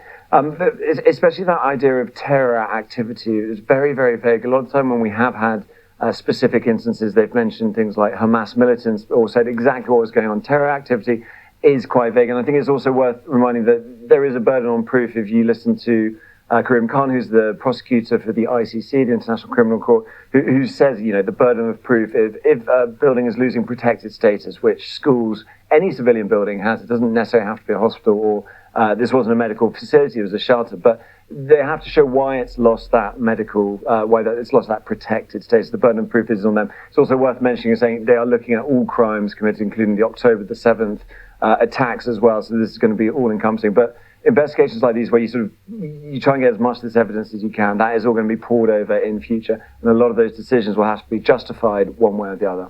Tom, thank you so much for, as I said, that very important investigation. I'm joined now by Dr. Hassan Abu Sita, a plastic and reconstructive surgeon who spent over a month in operating theatres during Israel's offensive in Gaza City. Thank you so much, Doctor, for joining us here on the programme. I know you've seen Tom's investigation there, just your reaction to it.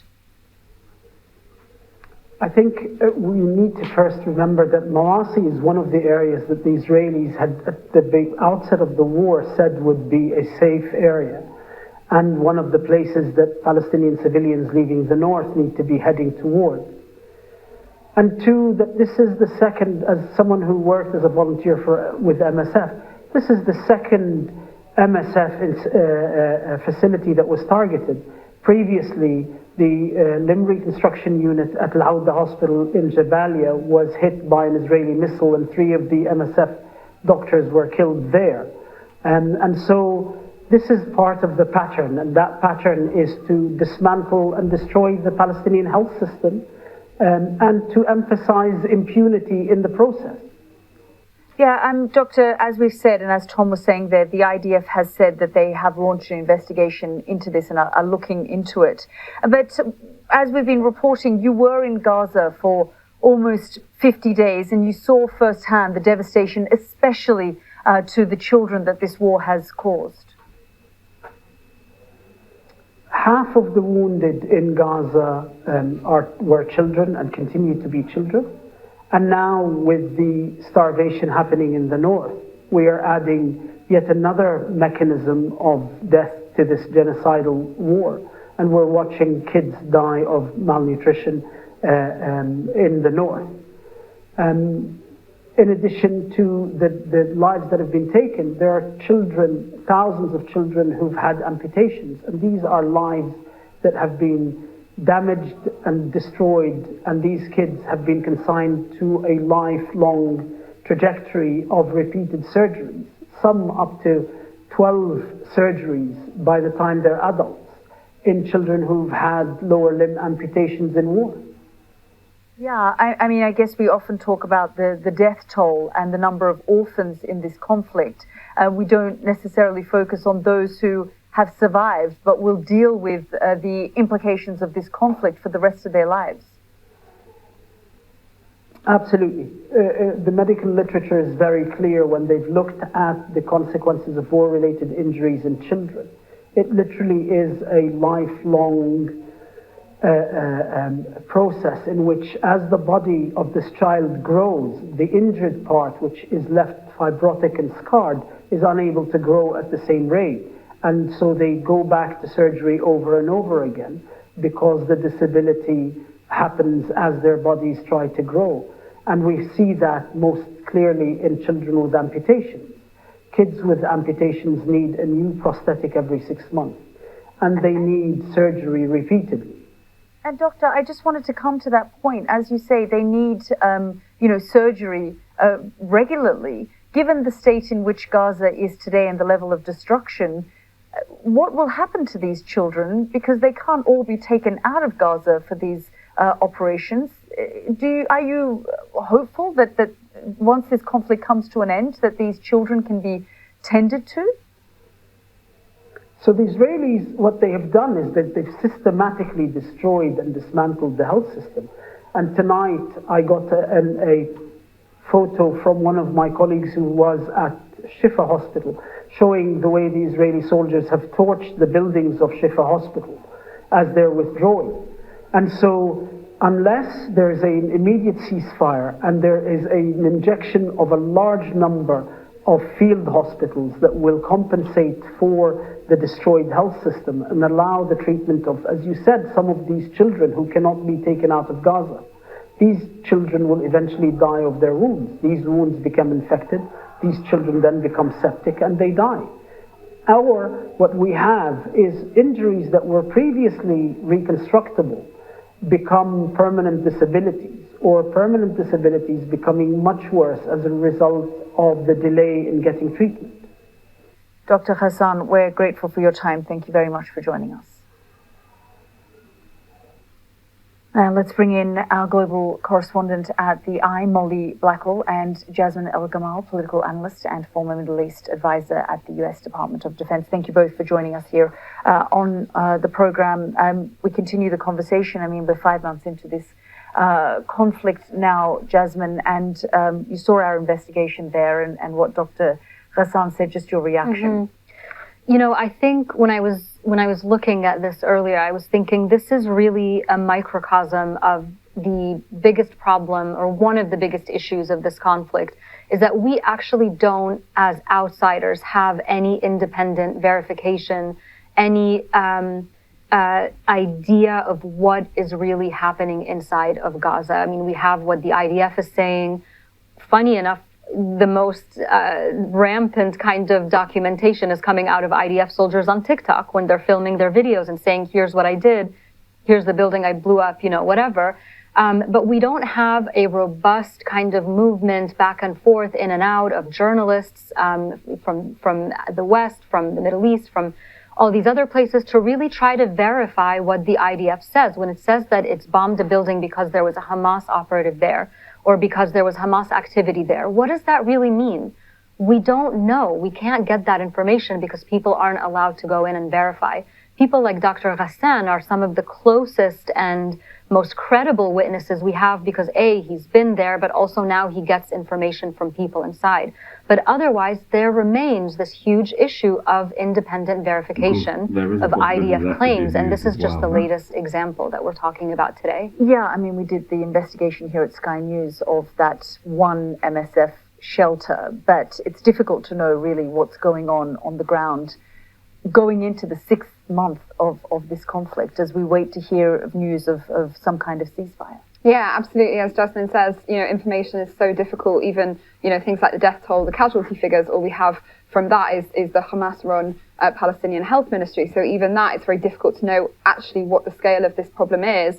Certainly from aid organisations who I'm in contact with on the ground, the picture is properly dire. I think it was the International Rescue Committee at the start of this month said that only 12 of Gaza's 36 hospitals are even partially functioning now. And this issue of aid workers and more broadly civilians being caught up in this violence is something that we've seen from the off. The Palestinian Red Crescent, for instance, has reported many dead among its paramedics when they've gone in to try to help people. And certainly Israel argues that it's only targeting at legitimate military targets, but certainly in an area which now, particularly in the south, is so overcrowded and which has always been fought in civilian areas, it's extremely difficult to differentiate at this point between what is a military target and what is a group of civilians. Yeah, and I guess, what Dr. Hassan was saying there, that hospitals have become the front line of this conflict. We've seen so many hospitals where the IDF, the Israelis, have said that Hamas are operating. We saw the operations that took place in Al-Shifa. And then on the other hand, we have doctors like Dr. Hassan who say, the situation was devastating. I didn't see any Hamas operatives here. So we're just getting conflicting reports across the board. There are a couple of different issues when it comes to that. I mean, one, there's a question of, well, even if there was a Hamas operative there, did you still have to go in and destroy the entire hospital and torch it as you were leaving so that it's actually destroyed and can't be used in the future? And so this is the issue with the IDF response in Gaza over the last several months, is that there have been degrees of potential and possible reactions, and they just always take it to the extreme level. They don't just go in and try to extract the Hamas official or operative if they are in fact in the hospital. They will destroy the entire hospital, and they will make sure that you can't use it again. So these are, unfortunately, we've seen these types of attacks before. This is not the first conflict where you've had a country go in and attack hospitals and ambulances. We saw it in Syria with the Russians. We saw it in Ukraine. It's something that happens again and again, except of course the this time have continued to say that what they're doing are targeted strikes. Of course they're saying that. I mean, that goes back to what we were saying earlier, is we have what the IDF is saying and we have what we are getting from eyewitnesses on the ground, and there's no independent verification to go in and actually see what is going on. If the IDF was so sure, and this is what people have been saying over and over, if you're so sure that you aren't doing anything wrong, that you are only doing self-defense, that you are only targeting Hamas operatives, let us in. Let us see what's happening so that we can let the rest of the world know. That remains a huge problem. There's no independent verification of what the IDF is doing. Jasmine, Molly, thank you both for joining us here on the program. This is The World with me, Yalda Hakim. After the break. I think it's feeling a lot of pressure, and not only from the States, but also from within Israel. There are many voices of Israeli civilians that just don't want this war and want it to end. But most importantly, we want the 134 innocent Israeli hostages, and many of them are being raped in captivity right now. We want them to be released out of hell. We have testimonies of rape victims speaking about the horrific conditions that they are being held in. We need to do everything we can to bring them home. I would hope that every government will do everything they can to bring those citizens home. I'm sure that they would. But I mean, right now, the US president is saying there's got to be a ceasefire. There's a ratcheting of rhetoric from the UK. I mean, at some point, is Netanyahu going to have to give in to this? I think that he would have to. I think that there's a lot of pressure and he would have to do something different. I know that the war is not something that Israelis want. I just came back from Israel the other day, and my family are all shattered. Israelis are not in a good place. They want this war to be over, and I think that's what we are focusing on right now, to try and finish it. But the truth is that Israel has been giving over and over again suggestions for a ceasefire agreement, for negotiating with Hamas and trying to achieve a deal to release the hostages, but Hamas is saying no, because all of this is exactly what Hamas wants. There are two wars here. There's a war in the battlefield and there's a PR war. And the PR war is playing perfectly for Hamas, that is not distinguishing between civilians and terrorists. When they say that 32,000 people are dead, we know that majority of them are, at least 13,000 of them are Hamas terrorists and that don't report them. Sorry, let me just. Can I just? Well, no, factually rebut. Can I just say I'm not we don't know that. We don't know that. We don't know that 13,000 of those people are Hamas terrorists. No. Can I just actually correct that? I'm bringing it in a row, but I think we've got to be clear about that. Owen, I will come to you right now. I can sense your exasperation when you were looking at Mark talking about Joe Biden's comments and there. Well, to be clear, Israel has said 9,000 so-called terrorists have been killed, but as the Israeli newspaper Haaretz pointed out, they include those who cross into a kill zone with an invisible line, including many civilians, and when they cross, they are then posthumously termed terrorists with no evidence whatsoever. 40,000 Palestinians are likely to have been killed or more in Gaza because the official statistics exclude those buried under the rubble. Now, the point about Joe Biden and his position there, Joe Biden's hot air all the way through has been a defining feature of this conflict, so-called conflict, genocidal onslaught against the people of Gaza. And he has armed and backed Israel as it has caused so much destruction.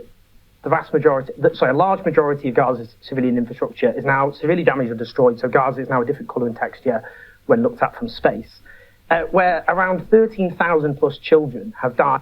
I just want to pause it for a second. Yeah, I included this.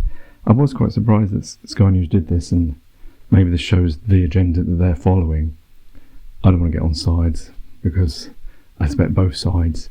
Human beings, I like to take tags out of it, do things to each other that I can't fathom. But I thought his use of language was very provocative, and it doesn't really help the situation when you start, because some people, I feel, they do it on purpose to try and make themselves more, or for attention, or just because they want to be provocateurs. But it doesn't really benefit when you start using provocative words, because you're just going to then have an argument rather than an actual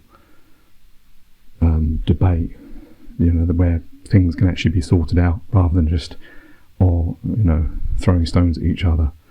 But yeah, I thought I'd put that warning out before we continue this. Caused so much destruction. A large majority of Gaza's civilian infrastructure is now severely damaged or destroyed, so Gaza is now a different colour and texture when looked at from space. Where around 13,000 plus children have died violent, horrible deaths, either with their buildings coming down on top of them or being burned and cooked slowly to death, or suffocated, or both at the same time. And that point, which I did think was editorialising on the part of your journalist, was that it was beyond any doubt or any reason that it was completely unthinkable that the US could pull the plug on arms, because that would then pose an existential threat to Israel. That's in Israel's court. Israel has decided to starve the people of Gaza, the fastest drop in the nutritional status of a population in recorded history. The most severe famine since World War II now beckons. You have people in the north at the moment who are starving to death and eating animal feed in order to live.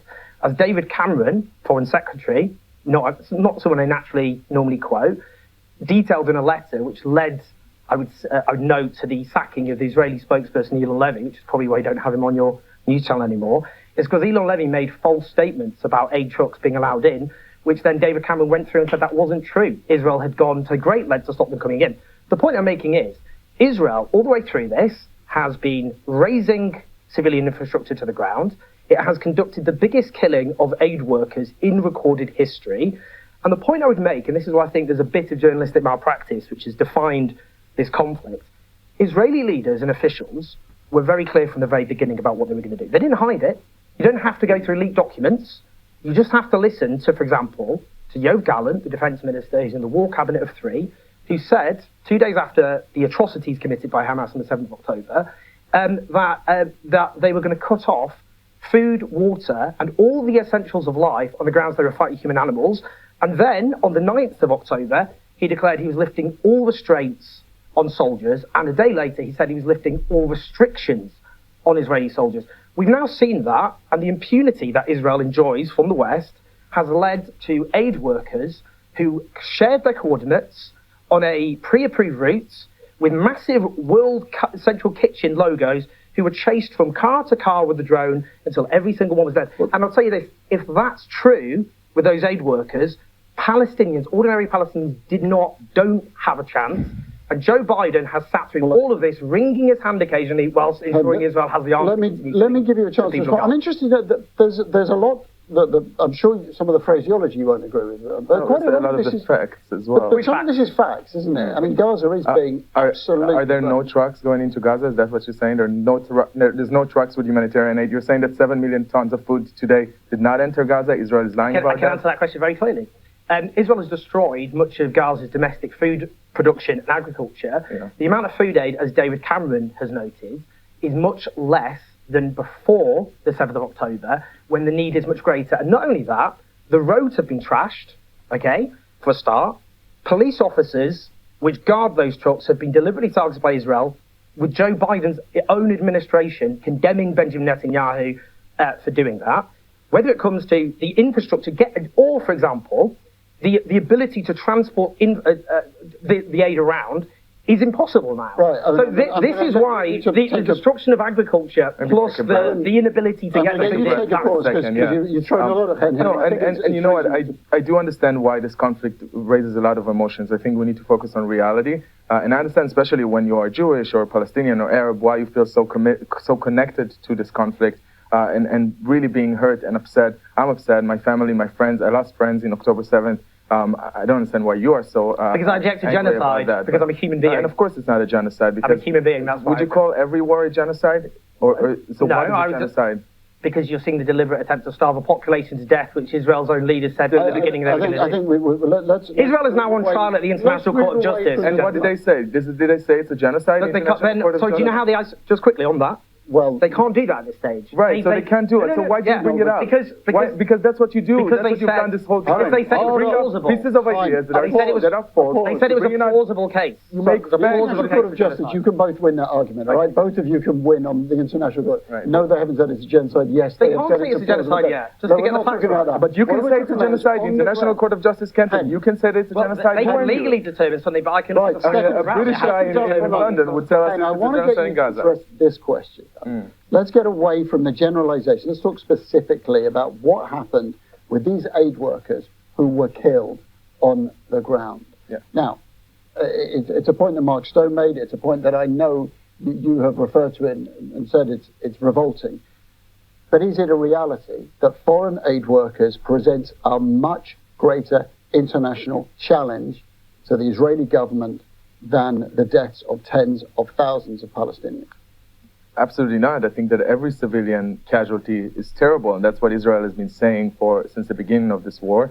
I don't think that anyone in Israel, the difference between Hamas and Israel is that when civilians are killed in Gaza, Israelis are not going in the streets and celebrating it. We're not handing out sweets in the streets. No, but they seem a lot more bothered about the international reaction to these aid workers than they do about the continual death of Palestinian civilians. I don't think so. I think that the reason that it was so condemned and so important for Israel to come out and condemn it is because it was a targeted attack. It wasn't collateral damage. It was a targeted attack, and Israel came out before the U.S. even woke up. It was in the night in the U.S., and Israel came out and said, "This is a mistake. We've made a mistake. We're going to improve ourselves. We're going to try to do better in the future when we're fighting a war against an organization that is hiding itself among civilian population, building tunnels and shelters underground, and then putting the civilians above ground, hoping that Israel would attack those civilians, and then having people in the West, going on to channels and defending them. That's the issue here. And there's one country. Let me just finish. We'll come to it. There's one country that has built shelters, bomb shelters, invested billions of dollars in defense system in protecting its civilians. And there's a terrorist organization that has done everything it can, building a channel of tunnels underground in Gaza that is like the London Underground, to hide not civilians, to hide hostages, Israeli hostages, and Hamas terrorists and ammunition. That's the problem here, and that I can't believe that we haven't seen this clearly. Owen, I want to ask a question, actually, to both of you. Well, I'd like to. Do I get to answer any of that? I'd like to move on. Which is this, Owen? I don't think we can just have misinformation on national television that isn't corrected. What are you saying is misinformation now? Well, I mean, firstly, accuse me of defending Hamas, which I have to say, those smears might have worked once, but it just people watching this think you're desperate. The point about human shields, a brilliant piece of investigative journalism in Plus 972 magazine by the brilliant Israeli journalist Yuval Abraham revealed the use of artificial intelligence, a system called Lavender. And what that does is generate a whole load of low-level operatives generated by artificial intelligence with a collateral damage level per person of those targets of up to 20 civilians. The idea, which we have to say, the IDF has said that it uses this for information purposes, that it has not used. Well, 6 separate intelligence sources briefed this brilliant investigative Israeli journalist. Now, you can see what's happened there. What they do, according to this information, is they wait for those operatives to go home when they're in bed with their families there, and they blow them up. And they blow up their kids, and they blow up their families. Can you imagine Hamas was going around blowing up soldiers, Israeli soldiers, in their homes with their children? Did that. Now this is and you think that's unacceptable? Okay. I do. The question Israel is doing that state-sanctioned. The question I've said they committed. Let's have a reasonable. You watch the atrocities and you challenge the authenticity. I want to ask you both a question. I didn't do that. If Hamas were to release the hostages tomorrow, what happens then? Look at the West Bank. Look at the number of people who have been slaughtered in the West Bank since this began. Last year alone, before the 7th of October, 240 Palestinian civilians, 40 of them children, were killed in the West Bank. And we were told that was a ceasefire. In the West Bank now, people are being driven from their homes and they're being slaughtered. The West Bank is not run by Hamas, it's run by Fatah, who put down their arms and accepted a peace process. What we're seeing in Gaza already, this idea of releasing the hostages, which taking those hostages was a severe war crime, a grave and unacceptable war crime. And the only way hostages have been released in any significant number is through ceasefire and prisoner swaps. That includes those prisoners who need to be released. And again, the information that's come out today of the treatment of these prisoners who are held without charge, with their handcuffed so much that they've been amputated, as well as the work by Save the Children, which has detailed how child detainees are sexually and physically abused. Now, it's very important that we talk about this. I want to give you to get a chance. Yeah. Same question. If the hostages were released, what do you think would happen? I mean, the amount of passion that you have for Palestinian prisoners, but not for the Israelis, I said it was a war crime. I said it was a severe war crime, but they did not describe in specific what the Israeli hostages are going through for 6 months. Well, I'm asking you. I just want to point it out because it's important, because we're seeing this campaign by yourself and others that are pushing those details that are not even true, that are widely contested by every news media and intelligence agency in the world. And you know, if you want to know what would happen if the hostages would be released, go back to October 6th. The reason that the hostages are there is because Hamas went into Israel, committed one of the worst massacres against Israeli civilians, and took innocents from their beds, babies. There's a baby in Gaza that Owen did not mention here, and that's the issue. I haven't mentioned every war. I said it was a severe war crime. The difference between me and you is I condemn all war crimes. Gentlemen, I'm going to cause a... There's much more different between us. Request a pause at this point. Yeah. Take our breath, and we will come back to this topic later on, but you are watching The World with me. I don't think they ever did come back to it, because I think his programme was about to finish. I'll have a look, but yeah, I don't know, it was that interview, Owen Jones, the words he used didn't help his argument, because once you start using words like savagely and you know, the hyperbole that he was using, it's then easy for someone else to watch and sort of discount it, because you can see that he's, you know, using these kinds of words which don't help in this debate. I get the passion, but it made it easy, you know, for people to just discount some of the things he said. It didn't. I mean, what it showed me is two human beings who will argue about their sides. I mean, the side is different, but what I mean is that they will pick sides and argue about them and not see the same truths on either side. As human beings, we should be able to say that either whether it's done by our country or someone else's country, if it's wrong, it's wrong. And we shouldn't be trying to defend or trying to overlook or try and, rather than defend, sort of say, but this side did this. Anything that's wrong should be easily, as human beings, we should say, yeah, this is wrong. We're doing this wrong. They did this wrong. And that's fine. Because that's probably the truth.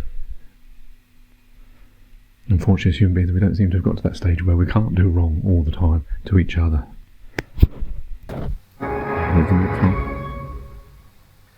Good afternoon. The Israeli military says that a series of grave mistakes led to a drone strike on an aid convoy that killed 7 aid workers in Gaza.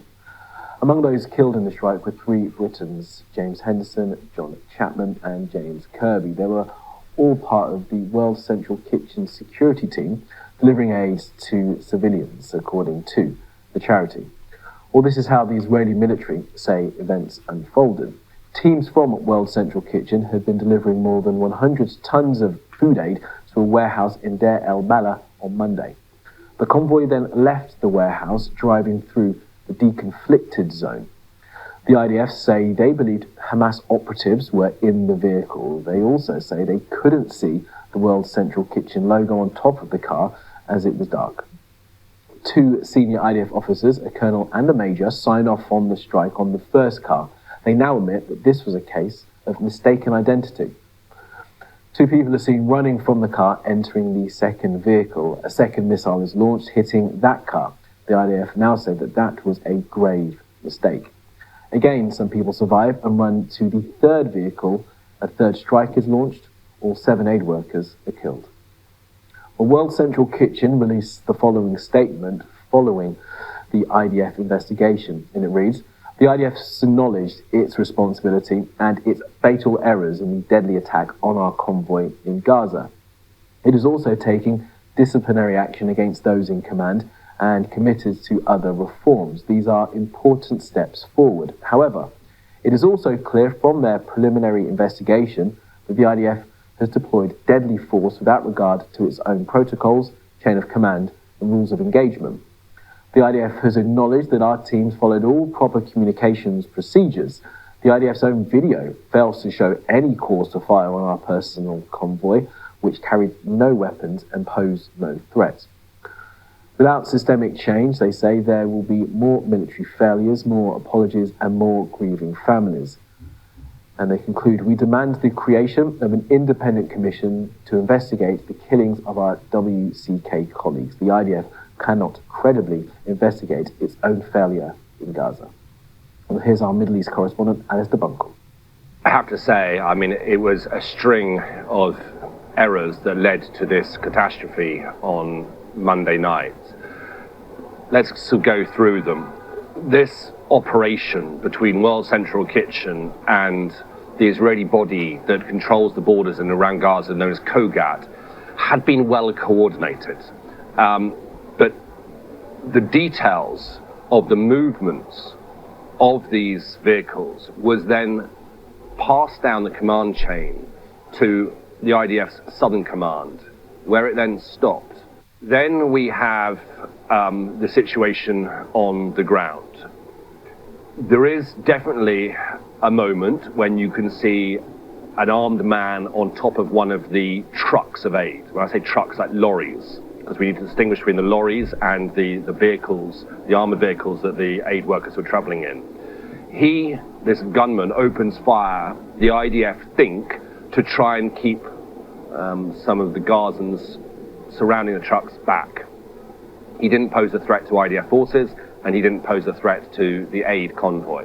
The aid is successfully unloaded, and at this point, close to 11 o'clock at night on Monday, 4 vehicles split.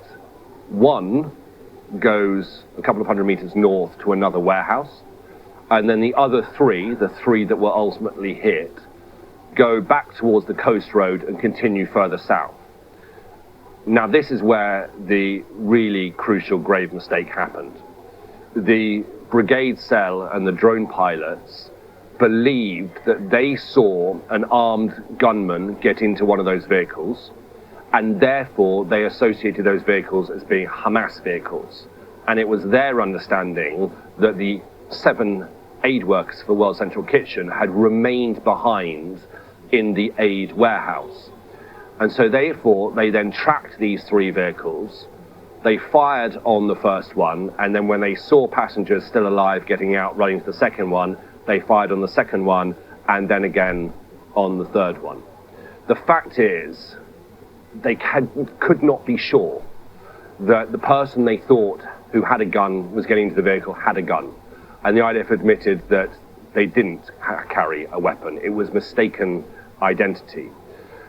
At one point, the Israelis did try and get hold of the World Central Kitchen security team, but they were unable to reach the team on the ground in Gaza to try and establish what was going on. So, having made the false assumption that this convoy was a Hamas convoy, they ended up killing 7 innocent aid workers, 6 of them foreign aid workers, and a Palestinian driver. It has to be said that we only know this because of the investigation that has taken place, an investigation that has been carried out, I think it is fair to say, because of extreme international pressure.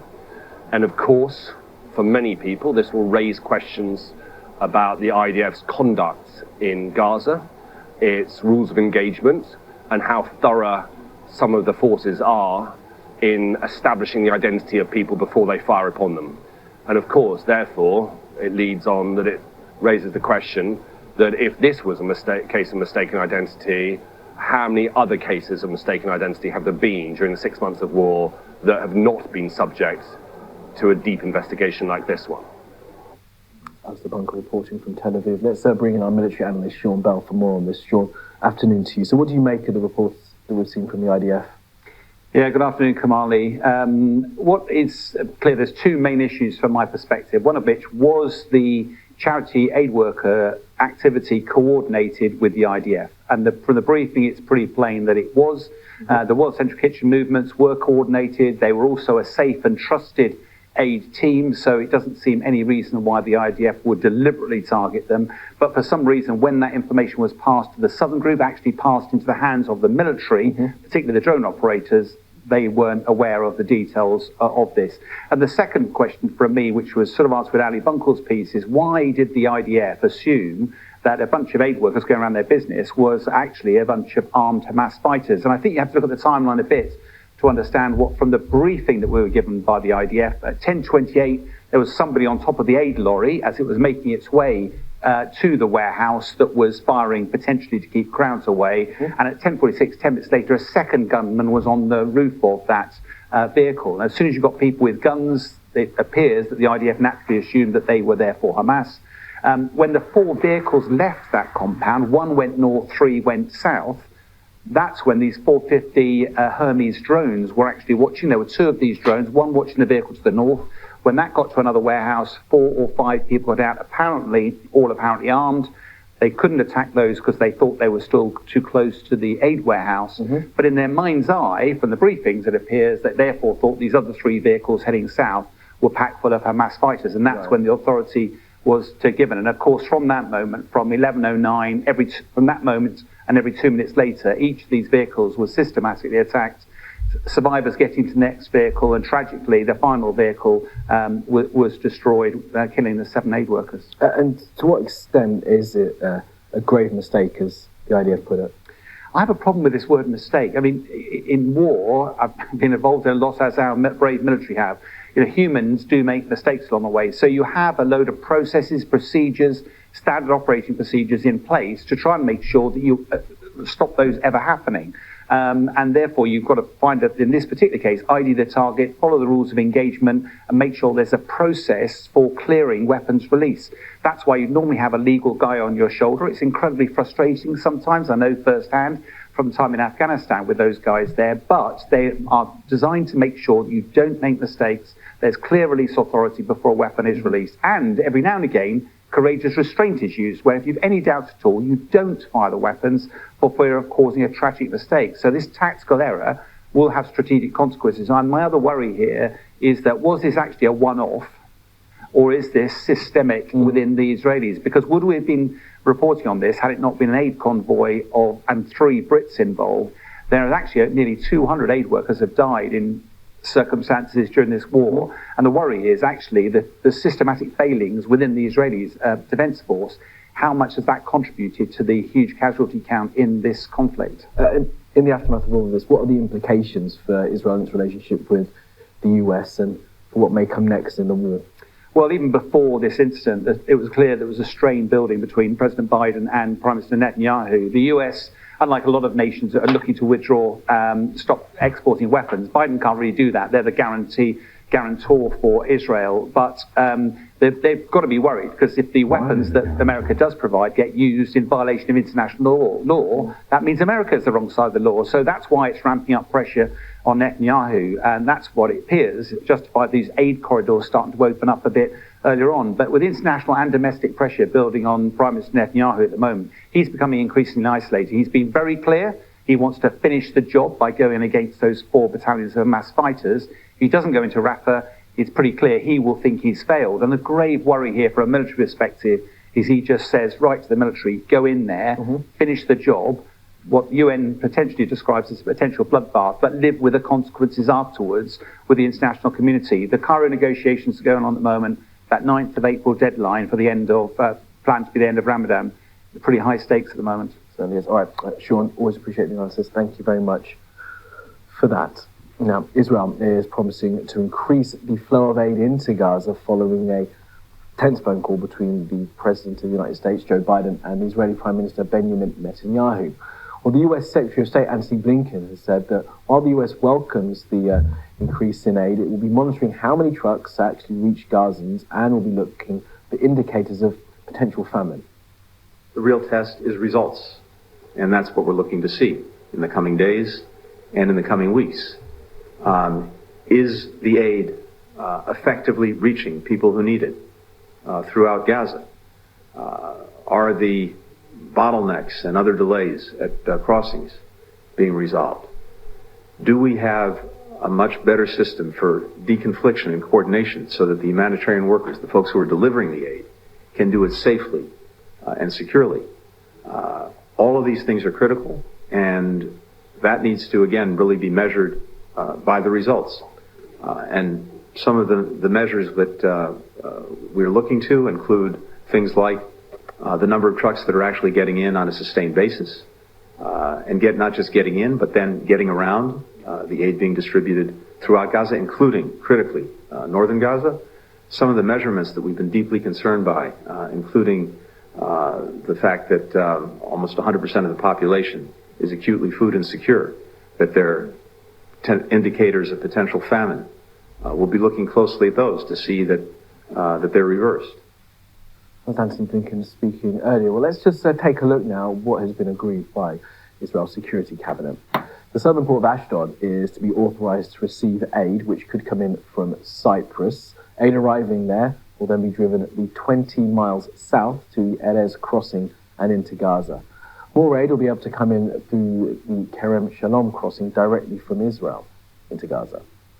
And a little later on this hour, I'm going to be speaking to the IDF spokesperson, Lieutenant Colonel Peter Lerner, about the events that led up to those strikes on that convoy on Monday, and that'll be at half. I think the thing is, this is the problem with war per se, but also the problem with what's going on now is to do with digital currency for this exchange. It's to do with the value of life. I think that's the thing that's missing. Because that's what makes it easy, just to pull a trigger on someone that, oh yeah, I think there's a gunman in there, but I don't really can see him. I mean, apparently it was too dark to see the Well Kitchen logo. They don't have infrared then or something, I don't know. So then how were they sure that the person they got in, because they thought the whole car was full of Hamas people and the Well Kitchen people were, tied up somewhere back there. I guess that's reasonable, but what evidence was there for that?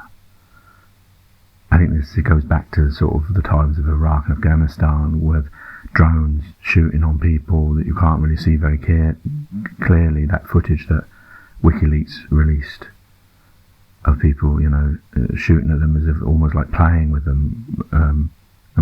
Killing them just for killing's sake. These are the things that probably went on in war, hundreds of years ago. Maybe they happen on every war, where, when you have a war against someone, it's just free to kill that person just because they're the enemy, forgetting that they're actually human beings. Here's the next one, which is about a sister dying. Dame Prue Leith has told the UK Tonight that the laws on assisted dying must change, and she wants the right to die when she wants to die.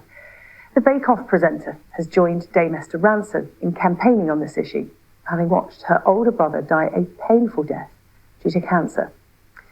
And in an open letter Dame Prue sent to party leaders in Westminster, she detailed that the changes she wants, and she has received more than 235,000 signatures. Here is some of that letter. Dame Prue Leith writes, "The public should surely have a safe and legal option to end their suffering in a peaceful and dignified manner. For every day that passes until we reform our law, 17 people will suffer as they die." She goes on, "I ask you, as you prepare for the next general election, to listen to the voices of those most affected by this issue, dying people and their families. Please bring forward this important debate in the next Parliament as a matter of urgency." Well, earlier on, I spoke to Dame Prue and I asked her about her brother David and why his death motivated her to take on the politicians. In the last 3 weeks of his life, he was spending, I suppose, 1 hour in every 4 in absolute agony because they would give him morphine, but either not enough or not frequently enough, because he'd be okay for a couple of hours. In fact, he'd be, on a sort of morphine high, being really nice and friendly and saying to the doctors that he felt fine. But then the drug would run out and he would be in absolute screaming agony. I mean, for his family to be round while he was crying, begging to die, begging to be given more morphine, it was desperate to watch. And then, of course, finally, every 4 hours, regularly, they'd give him a dose. But nobody seemed to be looking at the whole thing from his point of view. It was all to do with the doctor's rounds, and we only do drugs every 4 hours. And anyway, one consultant said to me, "Anyway, you do realize, don't you, that morphine is addictive?" I said, "You've told me he's going to die within 3 weeks. If he's got 3 weeks to live, I don't care if he's as high as a kite." Unbearable and difficult for him and your whole family. What kind of life did David lead, and how would he have wanted it to end? Not like that. Well, of course, not like that. I mean, most people, I think, have a dream. If they think about death at all, which of course we don't do enough, they think they have a vision that they'd like to be in their own bed at home, surrounded by their family, very comfortable, no pain. And we've got a sort of vision that comes from the movies, I think, which is, the patient is lying in bed, somebody's holding their hand, Mozart's playing.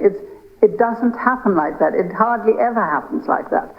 But it can. And my brother, my son and I went and made a TV documentary on the subject, going around America, looking at places which do have assisted dying.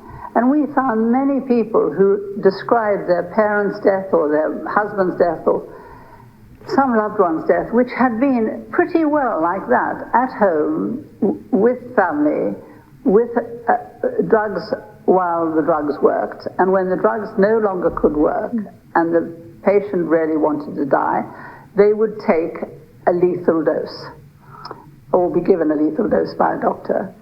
And they would just drift off, just as I'd like to. I mean, I'm 84, so I think about this quite often. And I really think that my younger brother had a really good death. My elder brother had the one we've described. And honestly, I want to die like my younger brother died, at home. Prue, your experience... Free of pain. Your experience of your brother David dying, that is what made you an advocate for those who are terminally ill, to campaign for assisted dying. The rest of your family witnessed the pain and suffering that your brother went through at the end, including your son, who you mentioned there, Danny. For those watching who don't know, he's a Conservative MP, Danny Kruger. He saw exactly what you did, that experience of his uncle, but he believes the opposite. He doesn't believe that assisted dying law should come in. Why is that? Why did you both go through the same thing as a family, yet he is opposed to this, you are not? Old and near the event. Well, I think there are probably two good reasons. One is that Daniel is very Christian, and I think that his stance is entirely intellectual and moral, and it's based on what he thinks is right.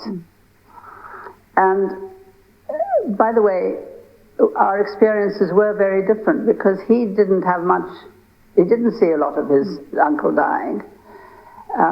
He didn't live near us. I expect he visited him once, perhaps. I think if you can divide the people who are passionate supporters of assisted dying and people who are not by their experience of it, I think that the antis, the people who are against the idea of changing the law, are generally very principled and either very religious or very intellectual about it. They think something is wrong and should not happen. They also think it could be open to abuse, don't they? In terms of where do you draw the line? Yes. Daniel, a lot of Daniel's argument is about the worry of not having proper safeguards, of people being, bullied into dying, by greedy families who want to inherit their money, or maybe more sinisterly by a system. The idea that the NHS, which is desperate for the beds that are being cluttered up at the moment by old people who have nowhere else to go, will sort of suggest to them that they ought to choose an assisted death. I think that that's nonsense. Coming up after the break, a very special message for a young author. I just paused it like that. Yeah, I was thinking that until I saw the Derek story. I can't remember his surname now, but he's used to be an MP and his wife was a presenter. I was going to do a pursuit trip about that, where it was very expensive for her to care for him, and that's where there may be a problem with this assisted dying, that people will feel that, oh, you can't afford to look after me, let me just do the assisted dying because I'm going to die anyway. And maybe their life is cut short because of monetary reasons, which I guess is why a lot of things go wrong. I think this next one will be where I end this pursuit of truth, and then I can always make another one with the other stuff. But this is the moment it all changed, where Iran launched those 300. Well, it's funny though, you think of these moments like you thought of the moment when World Kitchen, you think, oh, okay, it's all going to change now and it's going to stop. But it didn't. And even this Iran thing, it all passed, and everyone, there was an attack the other side, and it still hasn't stopped. And it's still continuing. And nothing escalated, it's just carrying on the same path. Welcome to Sunday Morning with Trevor Phillips. There is, of course, just one main story for us today: the Iranian attack on Israel, launched in retaliation for the destruction of its consulate in Damascus. Right now, the skies over Tel Aviv are clear, but this episode is far from over. The G7 and the UN Security Council meet today. But in truth, the next move is in the hands of Israel's war cabinet. To use the appropriate biblical metaphor, they have a choice: turn the other cheek or an eye for an eye. Let's get the latest from our team in the region, and I'm lucky enough to have in the studio through the show today our International Affairs editor, Dominic Waghorn. Dominic, what do we know about what's happening right now? Well, Trevor, after an extremely worrying night, I think the onus now is on diplomats to try and calm things down. And for weeks since Israel's attack on the embassy, the Iranian embassy in Damascus, flattening the consulate building there, killing more than a dozen Iranians, including a number of senior commanders, the West has been saying to Israel and to Iran, do not let this escalate into something much bigger. So have been urging restraint on the Iranians. The Iranians did not listen to that, and now the Iranians have retaliated with extraordinary force. The first direct attack on Israel. We've seen a shadow war between Israel and Iran for years, but this is the first direct attack by Iran on Israel. That was clearly a sign the Iranians were not going to listen to those calls for restraint. I think the pressure now is on Israel to show restraint. And so Western diplomats will be saying to the Israelis that we've got your back diplomatically, and they'll be saying you don't need to take this further. Now, the Iranians have made it clear, or they said, at least publicly have said, they deem this affair concluded. The Israelis are sceptical about that.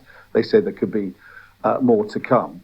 I think the question for the West is if the West was attacked by 350 drones, missiles, and ballistic missiles, would they think that it was now over in terms of would you just hand it over to diplomats to punish Iran, or would you feel that you had to retaliate?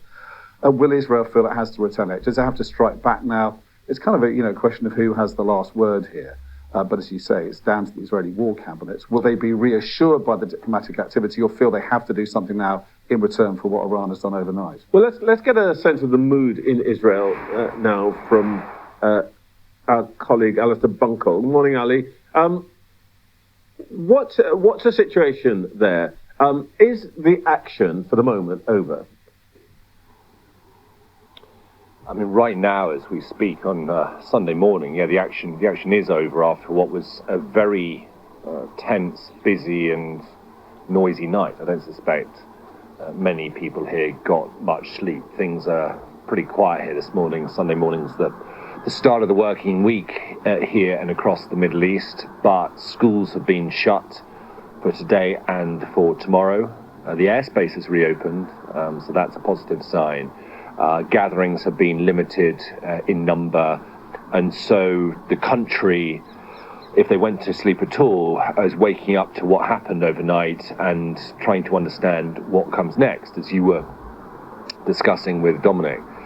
On the one hand, given what Israel did by carrying out this attack in Damascus and killing a senior IRGC commander, the fact that Iran's retaliation really did very little damage, material or physically, here in Israel. There was an airbase hit that is still functioning. One child was badly injured by shrapnel, but from what I gather is the only casualty that we know of so far, and most of the drones and the missiles were actually shot down before they even got into Israeli airspace. I mean, you take all those things together, and it's sort of turned out pretty well for Israel. But it's more than that, though. That's not enough. It is about image. It is about restoring and underlining the deterrence. And that mutual deterrence that has existed for so many years between Israel and its enemies, Hezbollah in the north, Iran, well, that has been eroded big time. And that is why the Israelis might feel that they have no choice but to reassert it. Just before I come back to Dominic, Alistair, what's the mood in Israel? Because, of course, the war cabinet isn't just considering military questions, but also political questions. What's the pressure in Israel today? Well, I mean, it's funny that the dynamic has sort of shifted over the last 6 months as the war has gone on. Immediately after October the 7th, there was a sort of a unity in Israel that I hadn't really experienced for some time, certainly not during this latest Netanyahu government. But as the war has worn on, that has eroded. Support for the IDF remains very strong. Support for Netanyahu does not. People have different reasons for wanting to see him thrown out of office, whether it's his handling of the war, whether it's the fact that he didn't prevent it happening in the first place, or it's because a no hostage deal has been agreed. And incidentally on that's gone slightly unnoticed, Hamas this morning came back and said they reject the latest proposal, so that is a big blow there. When it comes to what happened last night, I think you'll find that the country is broadly supportive of the government on that. Iran is seen as the big threat to Israel. Everything else, its proxies are the sort of smaller threats, but Iran is the big threat to Israel, and so Israelis will be supportive of their government and their military in taking what action is necessary to keep them safe. So thanks very much. I think we'll talk to you again a bit later. Dominic, we know that the G7 nations are going to have a call today. What do you think they're going to say? And what impact do you think that might have on the situation? Yeah, Joe Biden's convening the G7, that's the group of 7 industrialized nations, mid-afternoon by video call. And also we're going to have the UN Security Council meeting as well at some point later today in New York. And I think they'll be trying to choreograph a united call for calm and restraint in the region. You know, this is a very dangerous moment for the region, the most dangerous moment, I think, obviously, since October the 7th. And there is a huge potential for this to escalate further. If there are further attacks coming from Iran, that could obviously lead to escalation. But also Israel, if it retaliates in any number of ways, could lead this into a deeper and more worrying escalation. I mean, Iran's air defences are no match for Israel. So it will be tempting for the Israelis to launch strikes in retaliation for what's happened overnight. And if they strike something and kill a number of Iranians, the Iranians will need to respond. They've already said if Israel does retaliate, they will retaliate much stronger than they did last night. So it's a dangerous situation, and diplomatically the West will be urging Israel and Iran to calm down, to draw a line beneath this, and not to carry out any more actions like an attack on the embassy in Damascus, or like this unprecedented missile attack overnight, so that we can step back from the brink. Okay. That's exactly what did happen. There was a little attack. I know I've covered this thing, Pursuit of Truth, previously, but there was an attack, Israel, a very small one, which did more damage, even though it was smaller, because Iran didn't have the support of America or the air defense that Israel has. But it just went all back to the same. Just imagine how many, like UN, G7, everyone talking, and people still dying and suffering. That's the problem with our world. We're very bureaucratic. That's what democracy is people in suits talking to each other when they're privileged, or not going through the suffering, or don't know anyone going through the suffering, and them having endless conversations while people suffer and die. Not just about war, about everything. Take care, take it easy, God bless, and peace.